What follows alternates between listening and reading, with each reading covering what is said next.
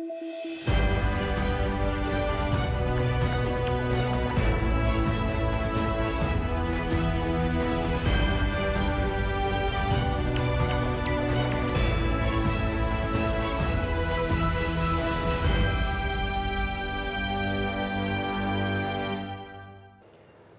श्री अकाल। मैं हाँ जसवीर ते टीवी पंजाब के प्रोग्राम पंजाब नाउ च तुहाडा स्वागत है। फिल्म आई सी अपने, उहदा गीत सी अपने तो अपने होते हैं। सियासत दे विच वैसे कदे कोई अपना हुंदा नहीं आ, ना अपना हुंदा आ ते ना ही बेगाना हुंदा। बेगाने कदों अपने बनदे आ पता नहीं लगदा ते अपने कदों बेगाने बनदे आ पता नहीं लगदा। पर शरद पवार होरां दी पार्टी एनसीपी दे विच पता नहीं की घोल मचोला चलदा पिया। कदी तो विगड़ जाती है, कदी बन जाती, कदी कहते ये अपने आ, कदी कहते ये बेगाने आ। हुण अजीत पवार नूं लैके शरद पवार होरां दी पार्टी चों गल्लां निकल के आ रही जी, ये टुट्टे नहीं है, ये साडी ही पार्टी दे सीनियर लीडर हैगे ने। हुण जे अजीत पवार टुट्टे नहीं है, जे उसे पार्टी दे विच हैगे ने, तां फिर इंडिया गठजोड़ दे विच शरद पवार दा की काम है? सवाल तां उठणगे ना। सवाल ये भी उठणगे कि फिर की इंडिया गठजोड़ सिर्फ नाम दीयां गल्लां रह गईयां? उधरों शरद पवार दा ये सारा कुछ चलदा पिया ते इधरले पासे प्रताप सिंह बाजवा हिक थापड़ थापड़ के वार-वार कहंदे आ कि लै आम आदमी पार्टी नाल हो ही नहीं सकदा, ये तां पंजाब विरोधी आ, आपां नहीं इन्हां नाल तुरना। इधर बाजवा साहब ये रफड़ पाई बैठे आ कि जो मर्जी हो जाए असीं नहीं इकट्ठे तुरदे। फिर इंडिया गठजोड़ दा बण की रहा? इहदे तो इलावा जिक्र इस गल दा भी करना कि चंडीगढ़ नूं लैके भावें आम आदमी पार्टी ने कोई लड़ाई लड़ी या नहीं लड़ी, उहदे विच भावें विरोध कीता या नहीं कीता, जदों हरियाणे ने वक्री विधान सभा लई जमीन मंग लई ते उहदी प्रक्रिया भी चल पई, उहदे लई कोई एडी तरद्दद कीते नहीं। हाँ, चंडीगढ़ दे विच पंजाब यूनीवर्सिटी दीयां विद्यार्थी संगठन दीयां चोणां जिहड़ियां ने ना, ਉਹ ਜ਼ਰੂਰ ਜਿੱਤਣੀਆਂ ਨੇ। ਉਹਦੇ ਲਈ ਤਰੱਦਦ ਕਿੱਥੋਂ ਤੱਕ ਕੀਤੇ ਜਾ ਰਹੇ ਤੇ ਸਿਆਸਤ ਪਹੁੰਚੀ ਕਿੱਥੋਂ ਤੱਕ ਆ, ਆਪਾਂ ਇਹਦਾ ਵੀ ਜ਼ਿਕਰ ਕਰਨਾ। ਜ਼ਿਕਰ ਕੱਲ ਦੀ ਖਬਰ ਨੂੰ ਇੱਕ ਥੋੜਾ ਜਿਹਾ ਅੱਗੇ ਵੀ ਵਧਾਵਾਂਗੇ, ਕਿਉਂਕਿ ਰਾਣਾ ਗੁਰਜੀਤ ਦੀਆਂ ਮਸ਼ੀਨਾਂ ਜਿਸ ਤਰੀਕੇ ਨਾਲ ਸਭਰਾਵਾਂ ਪਹੁੰਚੀਆਂ ਤੇ ਉੱਥੇ ਆਮ ਆਦਮੀ ਪਾਰਟੀ ਤੇ ਰਾਣਾ ਗੁਰਜੀਤ ਦੇ ਬੰਦਿਆਂ ਦੇ ਦਰਮਿਆਨ ਥੋੜੀ ਜਿਹੀ ਤਲਖ ਕਲਾਮੀ ਜੀ ਵੀ ਹੋ ਗਈ ਸੀਗੀ। ਉਹਦਾ ਅਗਲਾ ਪਾਰਟ ਜਿਹੜਾ ਉਸ ਖਬਰ ਦਾ ਆ ਗਿਆ। ਹੁਣ ਅੱਗੇ ਗੱਲ ਕਿੱਥੋਂ ਤੱਕ ਪਹੁੰਚੀ ਹੈ, ਜਿਹੜਾ ਸਲਾਹ ਮਸ਼ਵਰਾ ਕਿੱਥੋਂ ਤੱਕ ਹੋਣਾ ਸ਼ੁਰੂ ਹੋ ਗਿਆ, ਸਮਝੌਤਾ ਕਿੰਨਾ ਕੁ ਹੋਇਆ ਆ ਤੇ ਨਰਮੀ ਕਿੰਨੀ ਕੁ ਹੈ, ਇਹ ਸਾਰੀਆਂ ਗੱਲਾਂ ਕਰਾਂਗੇ। ਮੇਰੇ ਨਾਲ ਮੌਜੂਦ ਰਹਿਣਗੇ ਸੀਨੀਅਰ ਪੱਤਰਕਾਰ ਰਾਜੀਵ ਭਾਸਕਰ ਜੀ। ਭਾਸਕਰ ਸਾਹਿਬ ਜੀ ਆਇਆਂ ਨੂੰ। बहुत बहुत शुक्रिया जसवीर जी।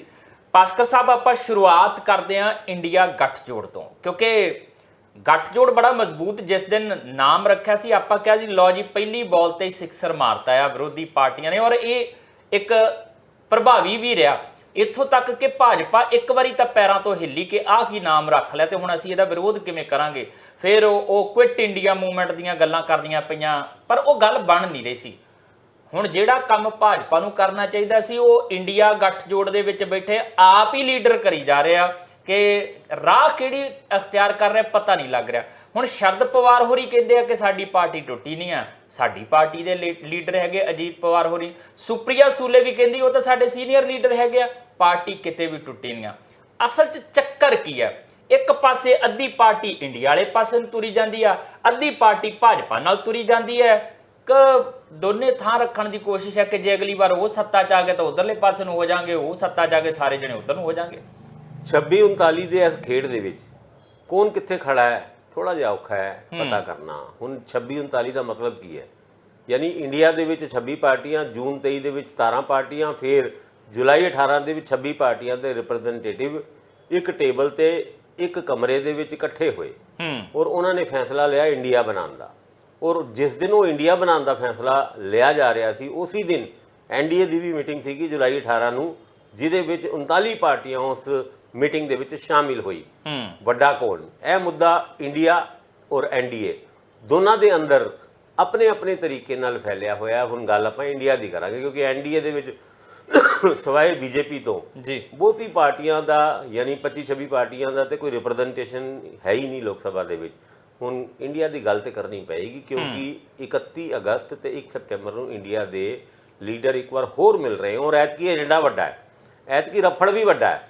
ਏਜੰਡਾ ਕੀ ਹੈ? ਚੇਅਰਮੈਨ, ਵਾਈਸ ਚੇਅਰਮੈਨ, ਹੋਰ ਅਹੁਦੇਦਾਰ, 11 ਮੈਂਬਰੀ ਵਰਕਿੰਗ ਕਮੇਟੀ, ਆ ਸਾਰੀ ਗੱਲਾਂ ਦਾ ਫੈਸਲਾ ਉੱਥੇ ਉਸ ਮੀਟਿੰਗ ਦੇ ਵਿੱਚ ਜਿਹੜੀ 2 ਦਿਨਾਂ ਦੀ ਹੈਗੀ ਹੈ ਹੁਣ ਹੈ। ਉਸ ਤੋਂ ਇਲਾਵਾ ਸੀਟ ਸ਼ੇਅਰਿੰਗ ਦੇ ਮੁੱਦੇ ਦੇ ਉੱਤੇ ਵੀ ਗੱਲ ਅੱਗੇ ਵੱਧਦੀ ਹੋਈ ਦਿਖ ਸਕਦੀ ਹੈ ਇਸ ਮੀਟਿੰਗ ਦੇ ਵਿੱਚ। ਹੁਣ ਗੱਲ ਕਰੀਏ ਕਿ ਇਹਨਾਂ 26 ਪਾਰਟੀਆਂ ਦੇ ਵਿੱਚੋਂ ਘੱਟ ਤੋਂ ਘੱਟ 10 ਇੱਦਾਂ ਦੀ ਪੋਲੀਟੀਕਲ ਪਾਰਟੀਆਂ ਹੈਗੀਆਂ ਜਿਨ੍ਹਾਂ ਦੇ ਆਪਸ ਦੇ ਵਿੱਚ ਰਫੜ ਹੈਗੇ ਨੇ ਜੀ। ਹੁਣ ਰਫੜ ਦੀ ਗੱਲ ਕਰੀਏ ਤੇ ਚਲੋ ਇਸ ਤੋਂ ਪਹਿਲੇ ਪੰਜਾਬ ਦੇ ਵਿੱਚ ਜਾਂ ਦਿੱਲੀ ਦੇ ਵਿੱਚ ਆਮ ਆਦਮੀ ਪਾਰਟੀ ਔਰ ਕਾਂਗਰਸ ਦੇ ਇਕੱਠੇ ਇੰਡੀਆ ਦੇ ਵਿੱਚ ਸ਼ਾਮਿਲ ਹੋਣ ਤੇ ਜੋ ਆਬਜੈਕਸ਼ਨ ਕਾਂਗਰਸੀ ਲਾ ਰਹੇ ਨੇ ਉਸ ਤੋਂ ਬਾਅਦ ਜਾਵਾਂਗੇ ਆਪਾਂ। ਲੇਕਿਨ ਸਭ ਤੋਂ ਪਹਿਲੇ ਤੇ ਸ਼ਰਦ ਪਵਾਰ ਦੀ ਗੱਲ ਕਰੀਏ। ਸ਼ਰਦ ਪਵਾਰ ਉਹਨਾਂ ਦੀ ਐਨਸੀਪੀ ਨੈਸ਼ਨਲ ਕਾਂਗਰਸ ਪਾਰਟੀ ਜਿਸ ਤਰੀਕੇ ਨਾਲ ਟੁੱਟੀ ਔਰ ਵਾਧੂ ਐਮਐਲਏ ਚਲੇ ਗਏ ਅਜੀਤ ਪਵਾਰ ਨਾਲ, ਉਹ ਗੇੜਾ ਅਜੀਤ ਪਵਾਰ ਦਾ ਭਾਜਪਾ ਦੇ ਗਲਿਆਰਿਆਂ ਦੇ ਵਿੱਚ ਪਹਿਲੀ ਵਾਰ ਨਹੀਂ ਸੀ। ਯਾਦ ਕਰੋ ਕੁਝ ਮਹੀਨੇ ਪਹਿਲੇ ਉਹਨਾਂ ਨੇ ਇੱਕ ਵਾਰ ਪਹਿਲਾਂ ਵੀ ਸਹੁੰ ਚੱਕੀ ਸੀਗੀ ਡਿਪਟੀ ਚੀਫ ਮਿਨਿਸਟਰ ਦੀ, ਹੁਣ ਦੁਬਾਰਾ ਸਹੁੰ ਚੱਕੀ ਉਹਨਾਂ ਨੇ ਡਿਪਟੀ ਚੀਫ ਮਿਨਿਸਟਰ ਦੀ। ਜਦੋਂ ਤੋਂ ਇਹ ਵੰਡ ਹੋਈ ਤਦ ਤੱਕ ਤੇ ਜੋ ਉद्धਵ ਠਾਕਰੇ ਨਾਲ ਹੋਇਆ ਸੀਗਾ ਤਕਰੀਬਨ ਉਦਾਂ ਦਾ ਹੀ ਹੁਣ ਸ਼ਰਦ ਪਵਾਰ ਨਾਲ ਵੀ ਹੋ ਗਿਆ ਸੀਗਾ। ਚਲੋ ਆਪਸ ਵਿੱਚ ਗਲੇ ਮਿਲ ਕੇ ਇੱਕ ਦੂਜੇ ਨੂੰ ਕੰਧਾ ਦੇ ਕੇ ਦੋਨੋਂ ਇੱਕ ਤਰੀਕੇ ਨਾਲ ਆਪਣੀ ਆਪਣੀ ਗੱਲਾਂ ਦਾ ਅਫਸੋਸ ਮਨਾ ਸਕਦੇ ਸੀ। ਪਰ ਗੱਲ ਹੁਣ ਗਾਂਹ ਲੰਘ ਗਈ। ਕਾਰਨ ਅਜੀਤ ਪਵਾਰ ਨਾਲ ਸ਼ਰਦ ਪਵਾਰ ਉਹਨਾਂ ਦੀ ਉਹ 4-5 ਮੀਟਿੰਗਾਂ ਔਰ ਉਹ ਮੀਟਿੰਗਾਂ ਵੀ ਗੁਪਤ। ਉਹਨਾਂ ਮੀਟਿੰਗਾਂ ਤੋਂ ਬਾਅਦ ਸ਼ਰਦ ਪਵਾਰ ਉਹਨਾਂ ਦੇ ਉਹ ਬਿਆਨ ਪਵਾਰ ਉਹਨਾਂ ਦੇ ਉਸ ਬਿਆਨ ਤੋਂ ਪਹਿਲੇ ਯਾਦ ਕਰੋ 1 ਅਗਸਤ ਜਿਸ ਦਿਨ ਨਰਿੰਦਰ ਮੋਦੀ ਉਹਨਾਂ ਔਰ ਸ਼ਰਦ ਪਵਾਰ ਉਹਨਾਂ ਇੱਕੋ ਹੀ ਸਟੇਜ ਤੇ ਇਕੱਠੇ ਸੀਗੇ ਔਰ ਉਸ ਸਟੇਜ ਦੇ ਉੱਤੇ ਅਜੀਤ ਪਵਾਰ ਵੀ ਸੀਗੇ। ਉਸ ਤੋਂ ਬਾਅਦ ਇਹ 4 ਮੀਟਿੰਗਾਂ, ਉਹਨਾਂ ਮੀਟਿੰਗਾਂ ਤੋਂ ਬਾਅਦ ਸ਼ਰਦ ਪਵਾਰ ਉਹਨਾਂ ਦਾ ਇਹ ਬਿਆਨ ਕਿ ਮੇਰੇ ਕੁਝ ਲੋਕ ਇਹ ਚਾਹੁੰਦੇ ਨੇ ਕਿ ਮੈਂ ਭਾਜਪਾ ਦੇ ਵਿੱਚ ਜਾਵਾਂ ਪਰ ਮੈਂ ਜਾਊਂਗਾ ਨਹੀਂ। ਉਸ ਤੋਂ ਬਾਅਦ ਉद्धਵ ਠਾਕਰੇ ਉਹਨਾਂ ਨੇ ਫੋਨ ਘੰਟੀ ਵਜਾਈ ਰਾਹੁਲ ਗਾਂਧੀ ਦੀ ਜੀ ਔਰ ਕਿਹਾ ਕਿ ਵੀ ਸਾਡੇ ਵਾਲੇ ਬਾਬਾ ਜੀ ਤੇ ਖਤਰੇ 'ਚ ਲੱਗਦੇ ਨੇ, ਯਾਨੀ ਸਾਨੂੰ ਖਤਰੇ 'ਚ ਰੱਖਣਾ ਚਾਹੁੰਦੇ ਨੇ ਤੇ ਕੁਝ ਕਰੀਏ। ਤੇ ਉਹਨਾਂ ਨੇ ਪਲਾਨ B ਤੱਕ ਵੀ ਅਨਾਉਂਸ ਕਰਤਾ ਕਿ ਜੇ ਸ਼ਰਦ ਪਵਾਰ ਉਹਨਾਂ ਭਾਜਪਾ ਦੇ ਖਾਤੇ 'ਚ ਬੋਲਦੇ ਨੇ ਤੇ ਫਿਰ ਅਸੀਂ ਪਲਾਨ B ਦੇ ਹਿਸਾਬ ਨਾਲ ਚੱਲਾਂਗੇ। ਪਰ ਭਾਸਕਰ ਸਾਹਿਬ ਜਿਨ੍ਹਾਂ ਨੇ ਪਲਾਨ B ਬਣਾਇਆ, ਤੁਸੀਂ ਸ਼ਿਵ ਸੈਨਾ ਉद्धਵ ਠਾਕਰੇ ਦੀ ਗੱਲ ਕਰਦੇ ਹੋ, ਇਹ ਅਜੀਤ ਪਵਾਰ 'ਚ ਇਦਾਂ ਦਾ ਕੀ ਹੈ ਕਿ ਬੇਸ਼ੱਕ ਸਰਕਾਰ ਉਹੀ ਹੈ ਭਾਜਪਾ ਵਾਲੀ ਜਿੱਥੇ ਅਜੀਤ ਪਵਾਰ ਹੋਰੀ ਉਪ ਮੁੱਖ ਮੰਤਰੀ ਜਾ ਕੇ ਵਿੱਤ ਮੰਤਰੀ ਵੀ ਬਣ ਗਏ ਆ ਜਾ ਕੇ, ਤੇ ਉਹੀ ਸਰਕਾਰ ਦੇ ਵਿੱਚ ਏਕਨਾਥ ਸ਼ਿੰਦੇ ਵੀ ਹੈਗੇ ਆ। ਏਕਨਾਥ ਸ਼ਿੰਦੇ ਜਾਂ ਉਹ ਹੋਰ ਕਿਸੇ ਨੂੰ ਨਹੀਂ ਮਿਲਣ ਜਾਂਦੇ। ਉद्धਵ ਠਾਕਰੇ ਹੋਰੀ ਅਜੀਤ ਪਵਾਰ ਜਿੱਦਣ ਫਾਈਨਾਂਸ ਮਿਨਿਸਟਰ ਬਣਦੇ ਆ ਉਸ ਤੋਂ ਬਾਅਦ ਉਹਦੇ ਦਫ਼ਤਰ 'ਚ ਉਹਨੂੰ ਮਿਲਣ ਚਲ ਜਾਂਦੇ ਆ। ਦੇਖੋ ਇਹ ਗੱਲਾਂ ਜਿਹੜੀ ਹੈ ਨਾ ਇਹਨਾਂ ਨੂੰ ਬੜੀ ਬਾਰੀਕੀ ਨਾਲ ਦੇਖੋ ਤੇ ਕੌਣ ਕਿਹਦੇ ਨਾਲ ਰਲਿਆ ਹੋਇਆ ਹੈ। ਭਾਵੇਂ 26 ਪਾਰਟੀਆਂ ਇੰਡੀਆ ਨਾਂ ਦੇ ਅਲਾਈਅੰਸ ਤਲੇ ਇਕੱਠੀ ਤੇ ਹੋ ਗਈਆਂ ਪਰ ਸਾਰੇ ਇੱਕ ਦੂਜੇ ਤੋਂ ਸ਼ੱਕ ਕਰ ਰਹੇ ਆ। ਮੈਂ ਹੁਣੇ ਕਹਿ ਕੇ ਹਟਿਆ ਇਹਨਾਂ ਵਿੱਚੋਂ 10 ਵੱਡੀ ਪਾਰਟੀਆਂ ਤੇ ਉਹਨਾਂ ਦੇ ਰਫੜ ਆਪਣੇ ਆਪਣੇ ਸੂਬਿਆਂ ਦੇ ਵਿੱਚ ਉਹਨਾਂ ਵੱਡੀ ਪਾਰਟੀਆਂ ਦੇ ਨਾਲ ਹੀ ਪਏ ਹੋਏ ਨੇ। ਹੁਣ ਉਹ ਰਫੜ ਦੀ ਵੀ ਚਲੋ ਇੱਕ ਵਾਰ ਪੈਂਦੇ ਸੱਟੇ ਗੱਲ ਕਰ ਲਈਏ ਜੀ। ਹੁਣ ਅਧੀਰ ਰੰਜਨ ਚੌਧਰੀ ਵੱਡੇ ਲੀਡਰ ਨੇ ਕਾਂਗਰਸ ਦੇ, ਲੋਕ ਸਭਾ ਦੇ ਵਿੱਚ ਕਾਂਗਰਸ ਦੇ ਲੀਡਰ ਵੀ ਨੇ ਔਰ ਵੈਸਟ ਬੰਗਾਲ ਦੇ ਵਿੱਚ ਉਹਨਾਂ ਦੀ ਰਾਜਨੀਤੀ ਉੜਦੀ ਵੀ ਹੈ, ਚੱਲਦੀ ਵੀ ਹੈ ਤੇ ਖੜਦੀ ਵੀ ਹੈ। ਉੱਥੇ ਉਹ ਹਮੇਸ਼ਾ ਤੋਂ ਉਹਨਾਂ ਨੇ ਇੱਕੋ ਹੀ ਸਟੈਂਡ ਲਿੱਤਾ ਹੈ ਕਿ ਵੀ ਸਾਡਾ ਕਿਸੇ ਵੀ ਤਰੀਕੇ ਦਾ ਸੀਟ ਸ਼ੇਅਰਿੰਗ ਕਹਿ ਲਓ ਜਾਂ ਅਲਾਈਅੰਸ ਕਹਿ ਲਓ ਉਹ ਤ੍ਰਿਣਮੂਲ ਕਾਂਗਰਸ ਦੀ ਲੀਡਰ ਮਮਤਾ ਬੈਨਰਜੀ ਨਾਲ ਨਹੀਂ ਹੋ ਸਕਦਾ। ਇੱਥੇ ਪੰਜਾਬ ਵਾਲੇ ਕਹਿ ਚੁੱਕੇ ਨੇ ਆਪ ਨੂੰ ਨਾ, ਦਿੱਲੀ ਵਾਲੇ ਪਹਿਲੇ ਹੀ ਬੋਲ ਚੁੱਕੇ ਨੇ ਨਹੀਂ। ਅਰਵਿੰਦ ਕੇਜਰੀਵਾਲ ਉਹਨਾਂ ਛੱਤੀਸਗੜ੍ਹ ਜਾ ਕੇ ਕਾਂਗਰਸ ਦੇ ਹੀ ਮੁੱਖ ਮੰਤਰੀ ਨੂੰ ਹੈਰਾਨ ਦੀ ਗੱਲ ਕਰਦੇ ਨੇ। ਉੱਥੇ ਮੱਧ ਪ੍ਰਦੇਸ਼ ਦੇ ਵਿੱਚ ਇਤਨਾ ਸ਼ੇਅਰ ਮੰਗਦੇ ਨੇ, ਉੱਤਰਾਖੰਡ ਦੇ ਵਿੱਚ ਆਪਣੇ ਪੈਰ ਪਥਾਰਦੇ ਨੇ। ਉਸ ਤੋਂ ਇਲਾਵਾ ਤਮਿਲਨਾਡੂ ਦੇ ਵਿੱਚ ਵੀ ਕੁਝ ਇੱਦਾਂ ਦੀ ਹੀ ਸਿਚੁਏਸ਼ਨ ਹੈਗੀ ਹੈ। ਕੇਰਲਾ ਦੇ ਵਿੱਚ ਲੈਫਟ ਪਾਰਟੀ ਦੀ ਸਰਕਾਰ ਹੋਣ ਦੇ ਬਾਵਜੂਦ ਵੀ ਕਾਂਗਰਸ ਦੇ ਨਾਲ ਉਹਨਾਂ ਦਾ 36 ਦਾ ਅੰਕੜਾ। ਭਾਵੇਂ ਰਾਹੁਲ ਗਾਂਧੀ ਉਹਨਾਂ ਵਾਇਨਾਡ ਤੋਂ MP ਨੇ ਪਰ ਐਤਕੀ ਉਹ ਅਮੇਠੀ ਤੋਂ ਵੀ ਲੜਨਗੇ ਔਰ ਸ਼ਾਇਦ ਜਿੱਤ ਵੀ ਸਕਦੇ ਆ। ਇਹ ਸਾਰੀ ਗੱਲਾਂ ਵੀ ਤੁਰ ਰਹੀਆਂ ਤੇ ਨਹੀਂ ਸਾਰੀ ਪੋਲੀਟੀਕਲ ਸਮਾਜਵਾਦੀ ਪਾਰਟੀ ਦੀ ਗੱਲ ਹੀ ਕਰ ਲਓ ਕਿਉਂਕਿ ਤ੍ਰਿਣਮੂਲ ਕਾਂਗਰਸ ਸਮਾਜਵਾਦੀ ਪਾਰਟੀ ਦੀ ਕੁਝ ਸੀਟਾਂ ਯਾਨੀ ਉੱਤਰ ਪ੍ਰਦੇਸ਼ ਦੀ ਕੁਝ ਸੀਟਾਂ ਦੇ ਉੱਤੇ, ਬਿਹਾਰ ਦੀ ਕੁਝ ਸੀਟਾਂ ਦੇ ਉੱਤੇ ਲੜਨਾ ਚਾਹੁੰਦੇ ਨੇ। ਨਿਤੀਸ਼ ਕੁਮਾਰ ਵੀ ਉੱਤਰ ਪ੍ਰਦੇਸ਼ ਦੇ ਵਿੱਚ ਕੁਝ ਸੀਟਾਂ ਚਾਹੁੰਦੇ ਨੇ। ਅਰਵਿੰਦ ਕੇਜਰੀਵਾਲ ਉਹਨਾਂ ਛੱਤੀਸਗੜ੍ਹ, ਰਾਜਸਥਾਨ ਤੇ ਮੱਧ ਪ੍ਰਦੇਸ਼ ਦੇ ਵਿੱਚ ਵੀ ਕਾਂਗਰਸ ਤੋਂ ਕੁਝ ਸੀਟਾਂ ਚਾਹਣਗੇ। ਇਹ ਸਾਰੇ ਰਫੜ ਦੇ ਵਿੱਚ ਅਜੀਤ ਪਵਾਰ ਉਹਨਾਂ ਦੇ ਉੱਤੇ, ਸ਼ਰਦ ਪਵਾਰ ਉਹਨਾਂ ਦੇ ਉੱਤੇ ਇਹ ਸ਼ੱਕ ਔਰ ਸ਼ਰਦ ਪਵਾਰ ਉਹਨਾਂ ਦਾ ਇਹ ਕਹਿਣਾ ਕਿ ਵੀ ਮੈਂ ਤੇ ਅਜੀਤ ਪਵਾਰ ਸਾਡੇ ਅਸੀਂ ਵੱਖਰੇ ਨਹੀਂ ਹੈ। ਅਜੀਤ ਪਵਾਰ ਹਜੇ ਵੀ ਸਾਡੀ ਪਾਰਟੀ ਦੇ ਮੈਂਬਰ ਹੈਗੇ ਨੇ, ਮੇਰੇ ਭਤੀਜੇ ਹੈਗੇ ਨੇ, ਸਾਡੇ ਫੈਮਿਲੀ ਮੈਟਰ ਹੈਗੇ ਨੇ। ਆਪਾਂ ਮਿਲਾਂਗੇ 4 ਵਾਰ ਨਹੀਂ, 5 ਵਾਰ ਨਹੀਂ, 10 ਵਾਰ ਨਹੀਂ, 100 ਵਾਰ ਮਿਲਾਂਗੇ। ਪਰ ਇਹ ਸਾਰੀ ਗੱਲਾਂ ਦੇ ਵਿੱਚ ਜਿਹੜੇ ਸ਼ੱਕ ਪੈਦਾ ਹੋ ਰਹੇ ਹੈ ਜਸਵੀਰ ਜੀ, ਸ਼ੱਕ ਤੇ ਕਿਸ ਤਰ੍ਹਾਂ ਦੀ ਚੀਜ਼ ਹੁੰਦੀ ਹੈ ਜੇ ਮੀਆਂ ਬੀਬੀ ਦੇ ਵਿੱਚ ਵੀ ਸ਼ੱਕ ਹੋ ਜਾਏ ਉਹ ਤਾਂ ਘਰ ਬਰਬਾਦ ਹੋ ਜਾਂਦਾ ਹੈ। ਔਰ ਇਹ ਤੇ ਇੰਡੀਆ 26 ਪਾਰਟੀਆਂ ਦਾ ਇੱਕ ਅਲਾਈਅੰਸ ਹੈ, 26 ਪਰਿਵਾਰਾਂ ਦੇ ਨਾਲ 26 ਵੱਡੀ ਪਾਰਟੀਆਂ ਜੀ। ਔਰ ਉਹ ਸ਼ੱਕ ਦੇ ਆਧਾਰ ਦੇ ਉੱਤੇ ਕੋਈ ਅਲਾਈਅੰਸ ਕਰ ਰਹੇ ਹੋਣ ਤੇ ਤੁਸੀਂ ਦੇਖੋ ਕਿੰਨੀ ਕੁ ਦੇਰ ਅਲਾਈਅੰਸ ਚੱਲ ਕੱਲਾ ਸ਼ੱਕ ਤੱਕ ਗੱਲ ਸੀਮਤ ਨਹੀਂ ਹੈ, ਕਿਉਂਕਿ ਸ਼ੱਕ ਤੋਂ ਵੀ ਗਾਂਹ ਦੀਆਂ ਗੱਲਾਂ ਤੁਰ ਪਈਆਂ। ਜਦੋਂ ਤੁਸੀਂ ਇਹ ਮੰਨਣ ਆਪੋ ਜਿਹੜਾ ਤੁਹਾਨੂੰ ਛੱਡ ਗਿਆ, ਜਿਹੜਾ ਤੁਹਾਨੂੰ ਮੌਕੇ ਤੇ ਧੋਖਾ ਦੇ ਗਿਆ, ਉਹ ਬੰਦੇ ਦੇ ਨਾਲ ਜੇ ਤੁਹਾਡੀਆਂ ਸਾਂਝਾਂ ਰੱਖੀਆਂ, ਇਹਦਾ ਮਤਲਬ ਹੈ ਕਿ ਧੋਖਾ ਉਹ ਨਹੀਂ ਦੇ ਕੇ ਗਿਆ, ਤੁਸੀਂ ਧੋਖਾ ਆਪ ਜਾਣਬੁੱਝ ਕੇ ਖਾਧਾ ਜਾਂ ਕਿਸੇ ਹੋਰ ਨੂੰ ਧੋਖਾ ਦੇ ਰਹੇ ਵੀ ਹੋ ਸਕਦੇ ਹੋ। ਇਹ ਚੀਜ਼ਾਂ ਆਪਣੇ ਆਪ ਦੇ ਵਿੱਚ ਧਿਆਨ ਮੰਗਦੀਆਂ। ਵੈਸੇ ਵੀ ਸ਼ਰਦ ਪਵਾਰ ਦੀ ਪੋਲਿਟਿਕਸ ਦੇ ਬਾਰੇ ਤਾਂ ਅਕਸਰ ਇਹ ਗੱਲ ਕਹੀ ਵੀ ਜਾਂਦੀ ਹੈ, ਉਹਨੂੰ ਸਮਝਣਾ ਥੋੜਾ ਜਿਹਾ ਇੱਕ ਔਖਾ ਕੰਮ ਹੈਗਾ, ਦੂਰ ਦੀ ਕੌਡੀ ਹੈਗੀ ਆ, ਕਿਉਂਕਿ ਸ਼ਰਦ ਪਵਾਰ ਜੋ ਦਿਖਾਉਂਦੇ ਆ ਉਹ ਹੁੰਦੇ ਨਹੀਂ ਹੈ, ਤੇ ਜੋ ਹੁੰਦੇ ਆ ਉਹ ਦਿਖਾਉਂਦੇ ਨਹੀਂ ਆ। ਹੁਣ ਭਾਜਪਾ ਦੇ ਨਾਲ ਆ ਜਾਂ ਇੰਡੀਆ ਗੱਠਜੋੜ ਦੇ ਨਾਲ ਆ, ਇਹ ਹੁਣ ਸ਼ਰਦ ਪਵਾਰ ਹੋਰਾਂ ਨੇ ਤੈਅ ਕਰਨਾ ਜਾਂ ਫਿਰ ਇਹ ਭਾਈ ਗੱਠਜੋੜ ਤੈਅ ਕਰਨਗੇ। ਪਰ ਇੰਨਾ ਜ਼ਰੂਰ ਹੈ 31 ਅਗਸਤ ਤੇ 1 ਸਤੰਬਰ ਨੂੰ ਮੁੰਬਈ ਦੇ ਵਿੱਚ ਹੋਣ ਵਾਲੀ ਮੀਟਿੰਗ ਦੇ ਵਿੱਚ ਸ਼ਰਦ ਪਵਾਰ ਦੀ ਪੋਜੀਸ਼ਨ ਕੀ ਰਹਿੰਦੀ ਹੈ, ਸ਼ਰਦ ਪਵਾਰ ਨੂੰ ਕਿਸ ਤਰੀਕੇ ਨਾਲ ਜਿਹੜਾ ਆ ਉਹ ਅੱਗੇ ਉਸ ਗੱਠਜੋੜ ਦੇ ਵਿੱਚ ਰੱਖਿਆ ਜਾਂਦਾ। ਹੁਣ ਇਹਦੇ ਉੱਤੇ ਵੀ ਨਜ਼ਰਾਂ ਸੀਟਾਂ ਦੀ ਵੰਡ ਦੇ ਨਾਲ ਨਾਲ ਜਿਹੜੀਆਂ ਉਹ ਬਕਾਇਦਾ ਰਹਿਣਗੀਆਂ। ਜ਼ਿਕਰ ਫਿਰ ਪੰਜਾਬ ਦਾ ਨਾ ਕੀਤਾ ਗੱਠਜੋੜ ਦੇ ਸੰਦਰਭ 'ਚ ਤੇ ਗੱਲ ਬਣਦੀ ਨਹੀਂ ਆ, ਕਿਉਂਕਿ ਇੱਥੇ ਵੀ ਰਫੜ ਤਾਂ ਉਹੀ ਹੈ ਨਾ। ਬਾਜਵਾ ਸਾਹਿਬ ਹਿੱਕ ਤਾਂ ਇਸੇ ਗੱਲ ਨੂੰ ਲੈ ਕੇ ਥਾਪੜਦੇ ਆ ਨਾ ਭਾਈ ਆਮ ਆਦਮੀ ਪਾਰਟੀ ਦੇ ਨਾਲ ਨਹੀਂ ਆ, ਤੇ ਫਿਰ ਗੱਲ ਜਾ ਕਿਹੜੇ ਪਾਸੇ ਨੂੰ ਰਹੀ ਹੈ, ਚਰਚਾ ਛੇੜਦੇ ਆ ਛੋਟੇ ਜਿੰਨੇ ਵਿਰਾਮ ਤੋਂ ਬਾਅਦ।